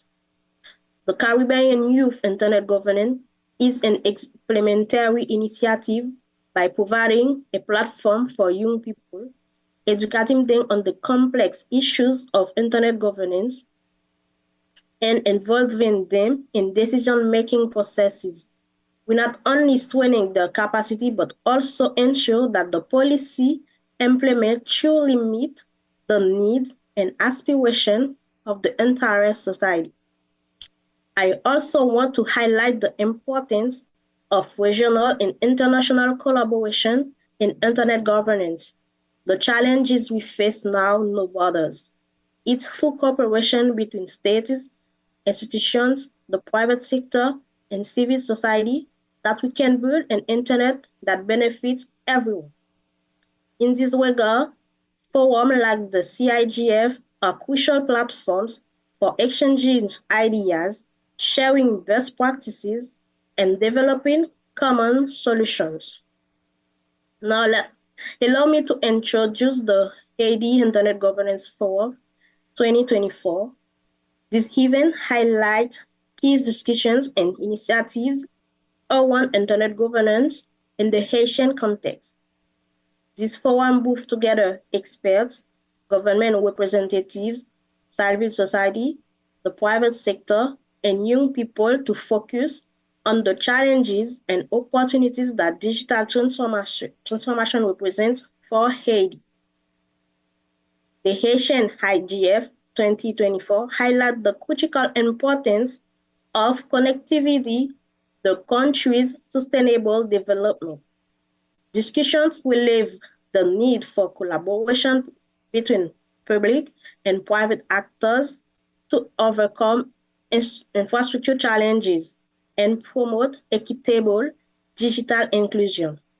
Community network initiatives supported by adequate policies are essential to ensure that every Haitian citizen can benefit from the opportunities offered by the internet. The 6th edition focused on the theme Connecting the Unconnect. Briefly, I will present 5 key points that frame the theme. Point 1, digital infrastructure. The current gaps in digital infrastructure in Haiti were identified with a call for increased investment to improve internet access for all citizens, particularly through the implementation of community network in remote areas, an initiative that has already seen notable success. Point 2, security and resilience. Online security and digital resilience were central themes, with an emphasis on the need to develop national strategies to protect data and users against cyber threats. Point 3, digital inclusion. The inclusion of vulnerable population and the reduction of the digital divide were present as a priority to ensure that digital transformation benefits everyone. Point 4, youth engagement. The importance of youth involvement in internet governance was emphasized, highlighting their essential role as leaders and innovators in the digital field. And the last point, regional and international collaboration. The forum called for enhanced cooperation between Haiti and its regional and international partners to develop common policies and solutions tailored to the specific challenges to the Caribbean. The Haiti IGF 2024 calls for concerted action to address digital challenges while taking advantage of the opportunities offered by the internet for the country's economic and social development. Together, let us continue to build an internet that is driving force for sustainable development, social justice, and prosperity for all the people of our region. Thank you for your attention, and I wish you a forum rich in fruitful discussions and concrete actions. Thank you.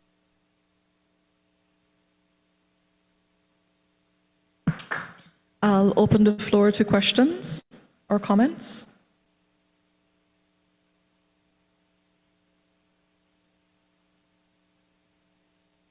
From no indication, we have no questions for you.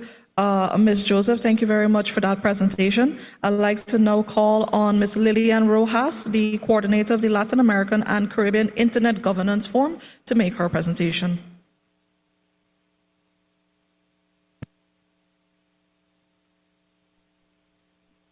Hello, can you hear me?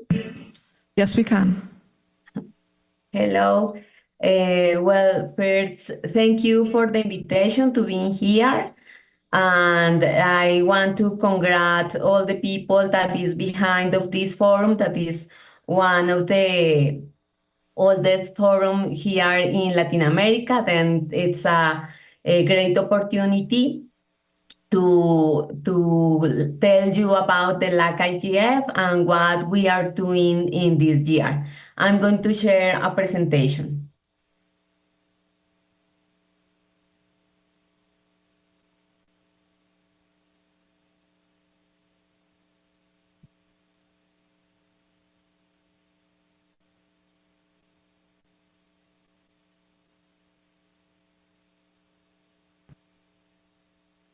Please let me a second.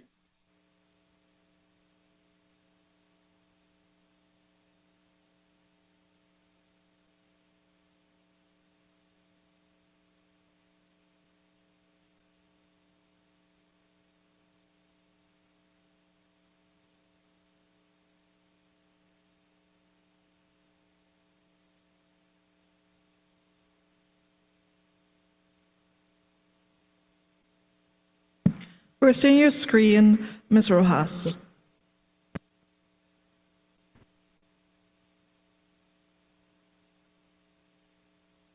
Yes, let me a second, please. I don't know why I can show the right slide.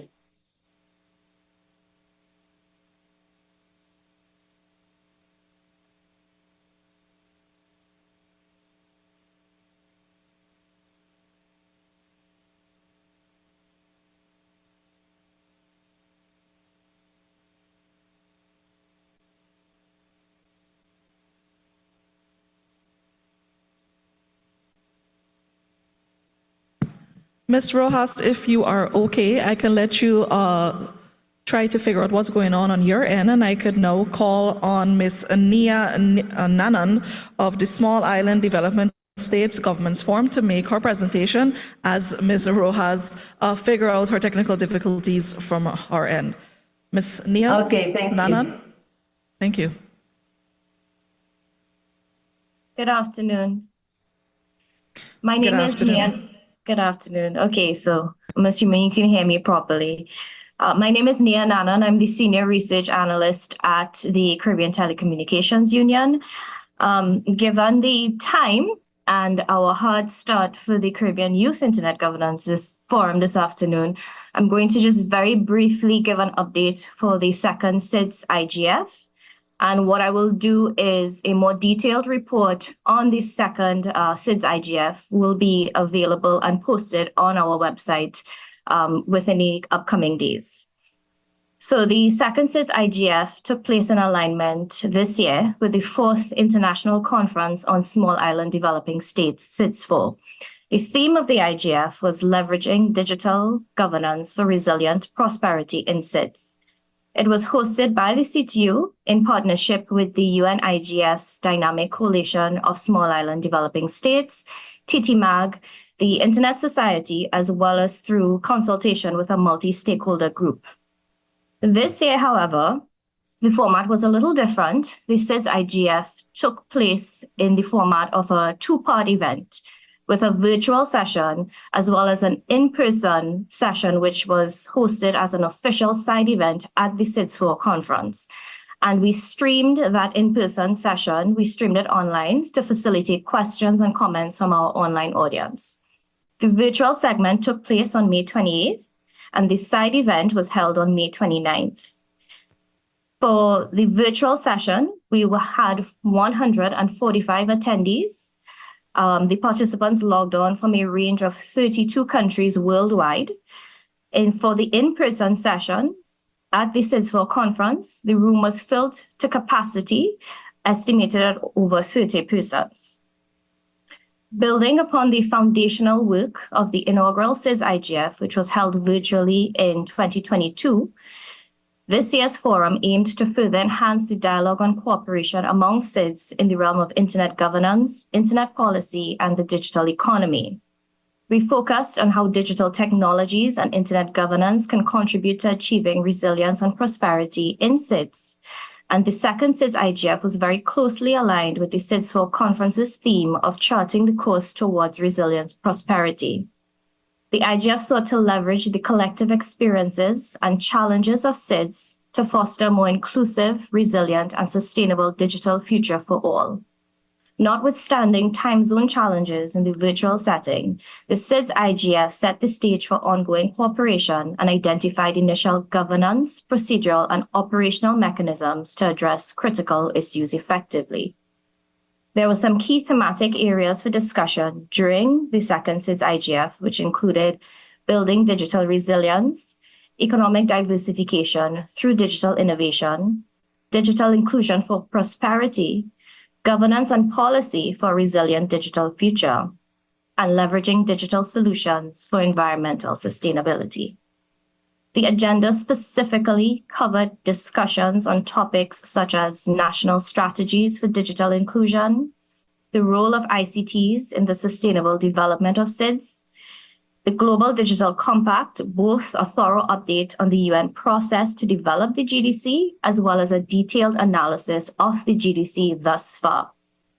Enhancing resilience for environmental sustainability, digital inclusion for prosperity, a whole-of-government approach to digital transformation and sustainable digital solutions, identifying vulnerabilities and assessing risks to enhance digital resilience and meet the SDGs in SIDS, the role of AI and 4IR digital technologies in building resilient SIDS, as well as SIDS within a global digital governance realm. We were honored to have knowledge and information shared from experts from a range of stakeholders across the Caribbean and the Asia-Pacific region, specifically as well from the Office of the UN Secretary General's Envoy on Technology, DIPLO, the Dynamic Coalition of SIDS, the Internet Society, the Global Forum on Cyber Expertise, and of course, ITU, ICANN, and the Commonwealth Secretariat. So, some main takeaway points which emerged during over the 2 days of conversations and discussions included some main takeaways such as SIDS transitioning to become more smart island developing states and what that would involve, the importance of sustainable development in ICTs in trying to cope with our current needs while ensuring the continuity to meet those needs in the future. So there's a lot of discussion with the nexus between sustainable development and digitization and sustainable development and ICTs. Whether ICTs in SIDS should remain a commodity, or rather whether it should be a given right regarding the challenges of access to ICTs, specifically in SIDS. Another main takeaway was ICTs and its significance in promoting economic growth, particularly in SIDS, and the need to renew and revitalize our digital cooperation, and in doing so, address harnessing the benefits and the risks, address having an honest conversation about the progress made over the last 30 years in terms of technological advancements, connectivity, and access, and also address updating our digital cooperation and addressing gaps in WSIS and Tunis agenda. Main discussions also centered on whether it is critical to move from the SDGs to the digital environment, having digital elements at the front and center of the SDGs, and an agile approach to digitization of services. Also, the existing prerequisites for the international ICTs that are operating within SIDS and whether there should also be prerequisites at the national level within SIDS was a main topic of discussion, as well as addressing children and youth are given access to technology, but in a lot of cases, they lack the knowledge to use it safely or independently, and how to go about addressing that concern. Discussions on the promotion of digital inclusion, that was a main point, as well as the GDC and its commitment to closing all digital divides and accelerating the progress of the SDGs, its commitment to expanding inclusion in and the benefits of the digital economy for all, commitment to inclusive, open, safe, secure digital space with protected human rights, commitments to advancing responsible and equitable data governance, and commitments to enhancing international governance of emerging tech like AI for the benefit of humanity. Through these conversations, we anticipated that the second CIGF contributed to charting a path forward for further engagement and for SIDS to leverage digital technologies and governance to achieve resilient prosperity, addressing both current challenges and future opportunities. We look forward to deepening these discussions and advancing the key takeaways from the second CIGF as we move towards the third CIGF at a date yet to be determined in 2025. Thank you.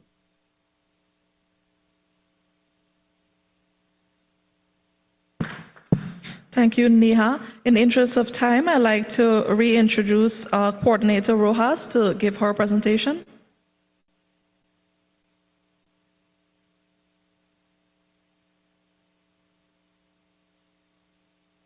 Checking in if Ms. Rojas is still with us via online.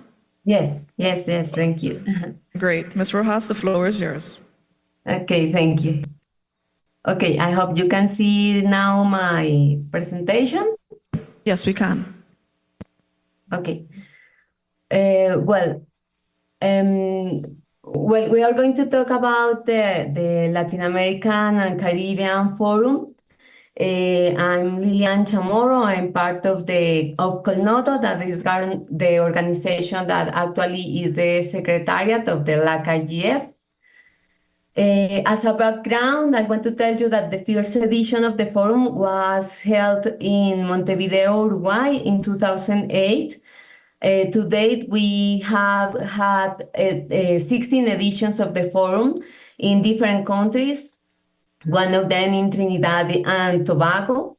And we had 3 online editions from 2020 to 2022. In July 2021, we established new bylaws where we define a new structure of the CIGF. And the implementation of these new bylaws began in 2023. Then about the structure, we have now a multi-stakeholder committee. I'm going to talk about this in the next slide. We have also the workshop selection committee, that is a new committee who began activities this year. We are also working in established intersectional working groups, and we have the figure of the secretariat. We in the CIGF, we recognize 4 principal stakeholder groups that are private sector, government sector, civil society, and technical internet community. But we also recognize that other sectors are also present in the different activities of the CIGF, like the media and the academia. About the multi-stakeholder committee, this is the responsible for the strategic and operational management of the mechanisms that are part of the CIGF. This is who ensure the proper functioning and fulfillment of the CIGF mission. It consists of 12 members. 3 of them belongs to each of the multi-stakeholder groups, and each multi-stakeholder group define the mechanisms for select that persons for this committee.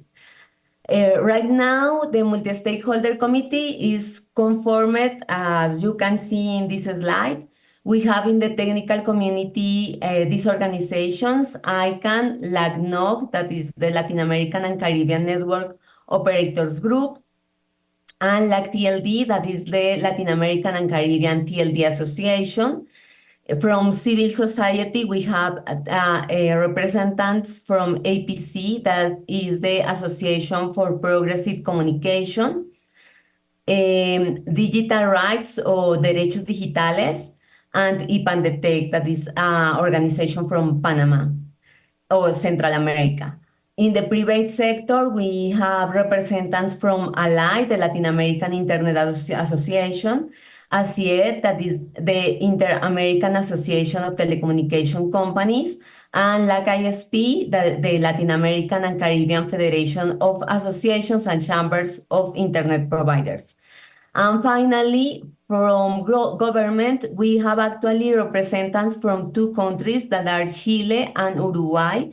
We have an space for another country because the other country who belongs to this committee now is not being part anymore. Okay. The next committee is the workshop selection, the workshop selection committee. As I said, this committee is responsible for selecting the workshops to be held each year as part of the annual event agenda. It also consists of 12 members, 3 for each stakeholder group, and they apply to an open call that was made for first time this year and are selected by the multi-stakeholder committee. These persons or this committee annually renew 1/3 of its members. Then each year we are going to select 1/3 of the representatives that belongs to this committee.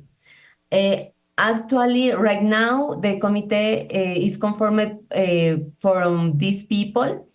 From technical community, Raquel Gato from Brazil, Carmen Diaz, Mexico, Roberto Zambrana from Bolivia, private sector, Patricia Falconi, Ecuador, Germán López from Colombia, Luis Mauricio Torres from Mexico, civil society, Pilar Sáenz from Colombia, Fiorella Ferrari from Peru, Mari Carmen Sequera from Paraguay, and government, Olga Cavalli from Argentina, Joana Obando from Costa Rica, and Maria Camila from, Rojas from Colombia. You can see here that some of them were selected for 3 years, for a period of 3 years, others for 2 years, and others for 1 year. Then those people who have a period from 1 year, the next year we're going to choose new people to renew the committee in this space. About the intersectional working groups, those are the core of the intersectional spaces between annual LAC-IGF meetings. We like that these that these groups encourage the discussion on the selected topics for each year. The multi-stakeholder committee make also an open call to then the people can present topics that want to work, and the multi-stakeholder committee select with which of those proposals we are going to work each year. We are also learning how to improve this process. Then right now we are still selecting the intersectional working groups, and we want to have work with these groups in these months before the LAC-IGF 2024. Finally, the secretariat. Right now, as I said, the secretariat is called Nodo. The idea with this secretariat is because the LAC-IGF is a permanent space. It's not only an annual meeting. Then we have activities all the year, and we want that the secretariat help to maintain the working of the LAC-IGF active during all the year. We have executive functions, operational functions. I'm not going to read this, but you can know more about this in the bylaws that are available in our website. About the LAC-IGF 2023, it was in December 4th and 5th in Bogotá, Colombia, in the Externado University in Bogotá. We have these topics: data governance and trust, inclusion and the digital divide, cybersecurity, cybercrime and online security, global digital governance and cooperation, artificial intelligence and emerging technologies, avoiding internet fragmentation. And we have an agenda composed by an open ceremony, 6 thematic panels, 1 session about the new bylaws of the LAC-IGF, 1 session with inner eyes, and one central session with an special guest. This is some information about participants. We have more participation of civil society, also an important participation of private sector, technical community, government, but also academy and media. And about the countries, well, the most of the participants were people from Colombia, but also from Brazil. We have an important participation from Brazil, from Argentina, from Mexico, and from Chile and other countries. We had scholarships for the 2023 CIGF. We have 15 scholarships from different countries. The message of the forum are available in our webpage, and also the videos and reports and other information you can find in our YouTube channel. Here you can see some of our allies and donors. About the CIGF 2024, this is the 17th edition. It is going to be held in Santiago de Chile in November 7 and 8 of this year.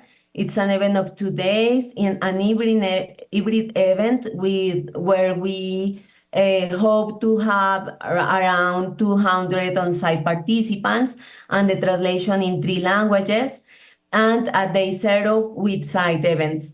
We are, as something new in this edition of the CIGF, is the session proposed by the community. We are also having a day of work and with the youth CIGF that is going to be held also in Santiago de Chile in November 4 and 5. Pardon. Excuse me. Well, the selected topics for this year are these. We made also an open call at the beginning of this year, and people select and propose also these topics in artificial intelligence and emerging technologies, human rights, cybersecurity, universal access and meaningful connectivity, digital governance and cooperation, environment and sustainability, education and digital literacy, gender and diversity, and ethical and legal challenges. We have a participation of 92 people. Finally, we now have a call for proposals opened. It begins in 17th July until today, just until August 21. We have a space for different kind of sessions like roundtable, hands-on workshops, panel, debate, lighting sessions, or others. And we want with this maintain the multisectorial conversation on the topics that we defined for this year. And we establish evaluation criteria that are relevance, quality and content, impact and public policy, diversity, format and participation strategy. And you are welcome to propose your sessions and get involved in this edition of the CIGF. Questions or commentaries?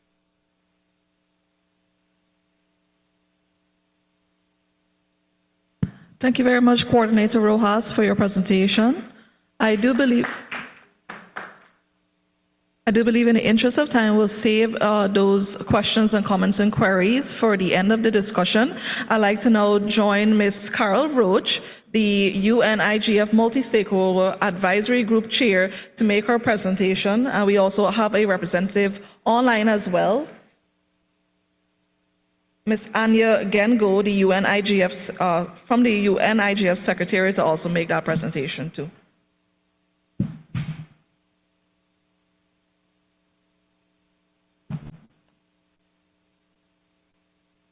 Colleagues, ladies and gentlemen, it's my pleasure to be here with you today on the 20th session of the Caribbean IGF, an important meeting that brings together many regional and global stakeholders to discuss public policy issues pertaining to the Internet.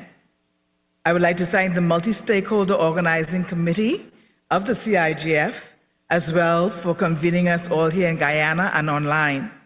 I especially recognize the great efforts invested in your continuous support to the young people through supporting the youth CIGF and many other initiatives. I am Carol Roach from the Cabinet Office of the Governor of the Bahamas, and as someone coming from the Caribbean, I am a strong advocate for the Caribbean and small island developing states, ensuring that every opportunity that our voices are not left out. We heard Nigel say earlier on, we cannot let our voices be left out. Last year, I was appointed by the United Nations Secretary General as the chair of the Internet Governance Forum Multi-Stakeholder Advisory Group, or MAG, first from the SIDS and the Caribbean, so I'm very proud to represent you all. The IGF and the NRIs are at the forefront of multi-stakeholder and multidisciplinary inclusion, allowing for diverse perspectives to come together. I can tell you that NRIs are the true digital ecosystem that drives sustainable development. Over the years, they have brought experts from all stakeholder groups who support policymakers in making informed decisions. CIGF is indeed one of the leading examples of global stakeholder engagement. Many stakeholders present at your meeting greatly support the annual forum in various capacities. Every time I see them, I'm very proud that they represent, and they represent very well. So I want you to know that we are all immensely grateful for the region's participation. It is stakeholders like you who make IGF alive, relevant, and needed. There are 6 national IGFs in the Caribbean. Some of them have had their local IGFs for the year, and a few are upcoming. Let us continue to support them. I would like to challenge the CIGF and the global IGF to increase the number of national IGFs in the region. There are some 10 countries without. We are working on forming one in the Bahamas, right, Nigel? With that, I warmly invite NRIs to take active participation in the upcoming 19th IGF, taking place this year from the 15th to the 19th of December in Riyadh, Kingdom of Saudi Arabia, with the overarching theme, Building a Multi-Stakeholder Digital Future. Take part in best practices, practice exchanges, and policy development, and contribute to the shaping of the Riyadh key messages. Registration is open, so please visit intgovforum.org. Apart from this year's IGF, we are at an integral part or moment in the internet and digital space, given several important processes happening. The UN member states continue negotiating the Global Digital Compact, something that we will discuss more during our sessions, and during the upcoming Summit of the Future in September 2024. These processes have a huge global impact, and it's therefore crucial that the national and regional IGF initiatives from the Caribbean keep apprised of what is happening and be fully involved by putting their position forward to both the global IGF and directly to the GGC co-chairs. Again, I stress to make yourselves heard by speaking to CARICOM, your relevant government agencies, and your missions in New York. We need you to shape the internet we want. When you visit intgovforum.org, you will find the interventions that have been made by the Global IGF and the leadership panel to the co-facilitators. The second big process coming up is the WSIS plus 20 process, which will take place in 2025. And there's already been some consultative processes taking place. As a major outcome of WSIS, the IGF's mandate will also be part of the 2025 review process. And we invite the CIGF to be an active contributor to shaping the future of the IGF. In my role as chair of the MAG, I invite you to cooperate and collaborate with us. Join us in working together for a strong IGF that stands for good multi-stakeholder governance of the internet, ensuring a safe, secure, unfragmented, and interoperable internet. Thank you very much.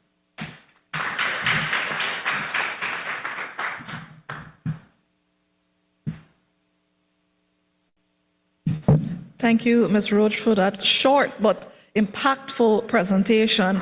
I'd like to now invite Ms. Anya Gengo from the UN's IGF Secretariat to make her presentation, and then we'll have some Q&A briefly, and we'll break for lunch. Ms. Gengo, are you still online with us? I am, yes. Thank you very much, and I hope you can hear me well. Yes, we can. Thank you. Since I'm taking the floor for the very first time, although I've been following very carefully since your early morning, my afternoon, the beginning of the Caribbean IGF, allow me please to congratulate you all on this great achievement. I did not know, I have to admit, that you came back 20 years after where you started. I can imagine the symbolism, but also the importance of getting the visual illustration, how the internet governance and internet in general landscape changed in these 2 decades. So it will be very interesting to hear your takeaways from this year's Caribbean IGF and the Youth Caribbean IGF, of course, when hopefully I meet many of you in Riyadh for the occasion of the 19th annual IGF meeting later in this year. Now, because of the very important part of the program that comes your way, which is, as I understand, lunch, and that's a very important social activity where many good partnerships emerge from. On internet governance, I will not go into long speeches, and I will not be sharing my slides with you just because I think much has been said before me, and nothing really illustrates better the value of the NRIs as the NRIs itself. And we are also very fortunate this year to have a wonderful MAG chair who is so actively involved in the work of the NRIs, and with her roles with the MAG and with the leadership panel, of course, and just being from the region really speaks about her understanding and how she feels the NRIs and advocates strongly for their importance. And so are many other global processes. I have to say that in the now almost 20 years since the beginning of the IGF and importance of the WSIS processes with respect to internet governance, that we are really seeing not just the proliferation of the NRIs in terms of the number that's growing, but that we are really seeing the growth in quality at the NRIs levels, and we are seeing growing global recognition of the value of the NRIs. And I think Carol, in her remarks, really nicely illustrated that, as well as all the NRI colleagues who were speaking before me about the important work and achievements that they make through their NRI processes. Of course, I refer to the Global Digital Compact, I refer to the WSIS Post 20 review process, and other processes which are very important for the world itself and becoming really dependent of the local IGF processes present in now more than 170 countries and regions worldwide. And this is the number that I wanted to report to you. I think last year when we met on the occasion of the Caribbean IGF, we spoke about less than 160 NRIs. We managed to cross that number this year, so more than 172 to be precise. National, regional, sub-regional, and youth IGFs are recognized and are officially functioning somewhere in the world. It is interesting, for example, that as you are hosting the Caribbean IGF, there in Guyana, on the Asian continent, we have I think it's the 15th edition of the Asia Pacific Regional IGF, preceded by the Youth APR IGF. So it's very interesting for us, for example, at the Secretariat, to listen how 2 different distinct regional processes are speaking about similar topics in a very different way. And that always kind of sends a very important message to the world that something that we always say, that internet governance related issues and just capacity are really different from region to region, from country to country. And that, of course, gives to the importance of the NRIs and the need for the global community to support them. Now, let me tell you what the NRIs as a network are doing at a collective level. It is, as always, I guess, but particularly busy year for all the NRIs. At the beginning of the year, traditionally in a consultative bottom-up inclusive process, the network has agreed to achieve several objectives in this IGF cycle. the priorities in that work plan are, of course, collective representation of the NRIs at the annual IGF meeting in December in Riyadh. So there are a couple of collective work actions that the NRIs are taking. They relate to a few sessions that are organized in a bottom-up consultative way across the NRIs by the NRIs. The Caribbean IGF, many of the national IGFs, the youth IGFs from the Caribbean region are actively involved in shaping these sessions. So to be very concrete, this year the NRIs will be bringing to the world through the IGF in Riyadh 5 concrete sessions, which will bring localized practices and specificities on topics such as tackling disinformation in electoral context, on matters related to multilingual inclusion and universal acceptance for all communities, and on looking into regional experiences on the governance of emerging technologies. There is also one main session organized by the NRIs based on the inputs from the NRIs, of course, in full cooperation with the MAG. And this year it's focused on evolution of multi-stakeholder model from the perspective of the NRIs, looking into the NRIs perspectives, but also beyond into other initiatives. This is a particularly important topic because of the processes that I mentioned at the beginning, which is, of course, the 20-year review process of the World Summit on the Information Society, and with that of the IGF, when the mandate will be reviewed.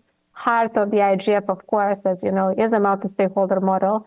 So I think this will be an interesting session that hopefully will bring in valuable inputs to inform the WSIS Plus 20 preparatory process for next year. And then finally, we will be meeting on the occasion of the NRI's coordination session, which is a traditional work session hosted every year at the first day of the IGF. This year, we are going to gather the NRIs and other important community stakeholders who are supportive of the NRIs and cooperate with the NRIs to discuss what role could the NRI play in the WSIS Plus 20 and in this review of the WSIS objectives, but also of the IGF's mandate coming up next year. Of course, the NRIs are extremely important resource to other sessions that we will be having pleasure to participate and hear from when in Riyadh. There are more than 250 sessions, very rich program. Soon you will see the schedule on the IGF website, so you will understand what I'm saying. We are also in a very specific, important region. We haven't been there for a while. So as you know, that also has its own importance. And finally, I hope that many of you will be able to join us. There is the travel support that is open until 10th of September. So please do visit the IGF website, consider applying for the travel support. There is always, of course, an alternative, which is to participate online, to connect online, as well as to organize a remote hub somewhere in the comfort of your offices or other spaces at your homes, and to participate in an organized way also at the IGF in Riyadh. I will not go into details about the IGF in Riyadh because I think the IGF website is also quite informative, and I certainly don't want to take more of your time than I just took. But I am available for any questions that you may have, and I'm looking forward to continuing today's discussion, of course, and I'm particularly excited for the Youth Caribbean IGF, just because I have to admit that through the youth track that the IGF has, we have been cooperating closely with several colleagues, coordinators from the Youth Caribbean IGF, and I know they work hard to prepare a wonderful program, and I am really excited to be part of it. Thank you very much.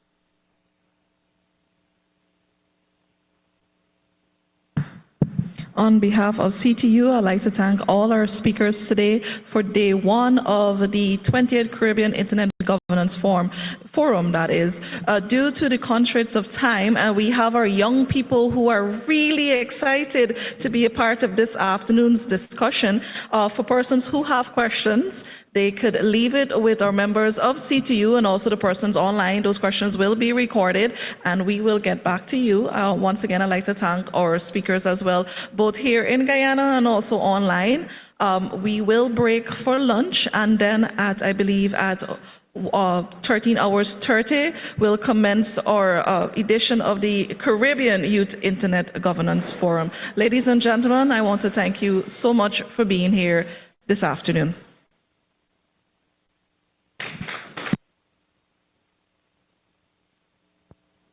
Lunch will be served to your back.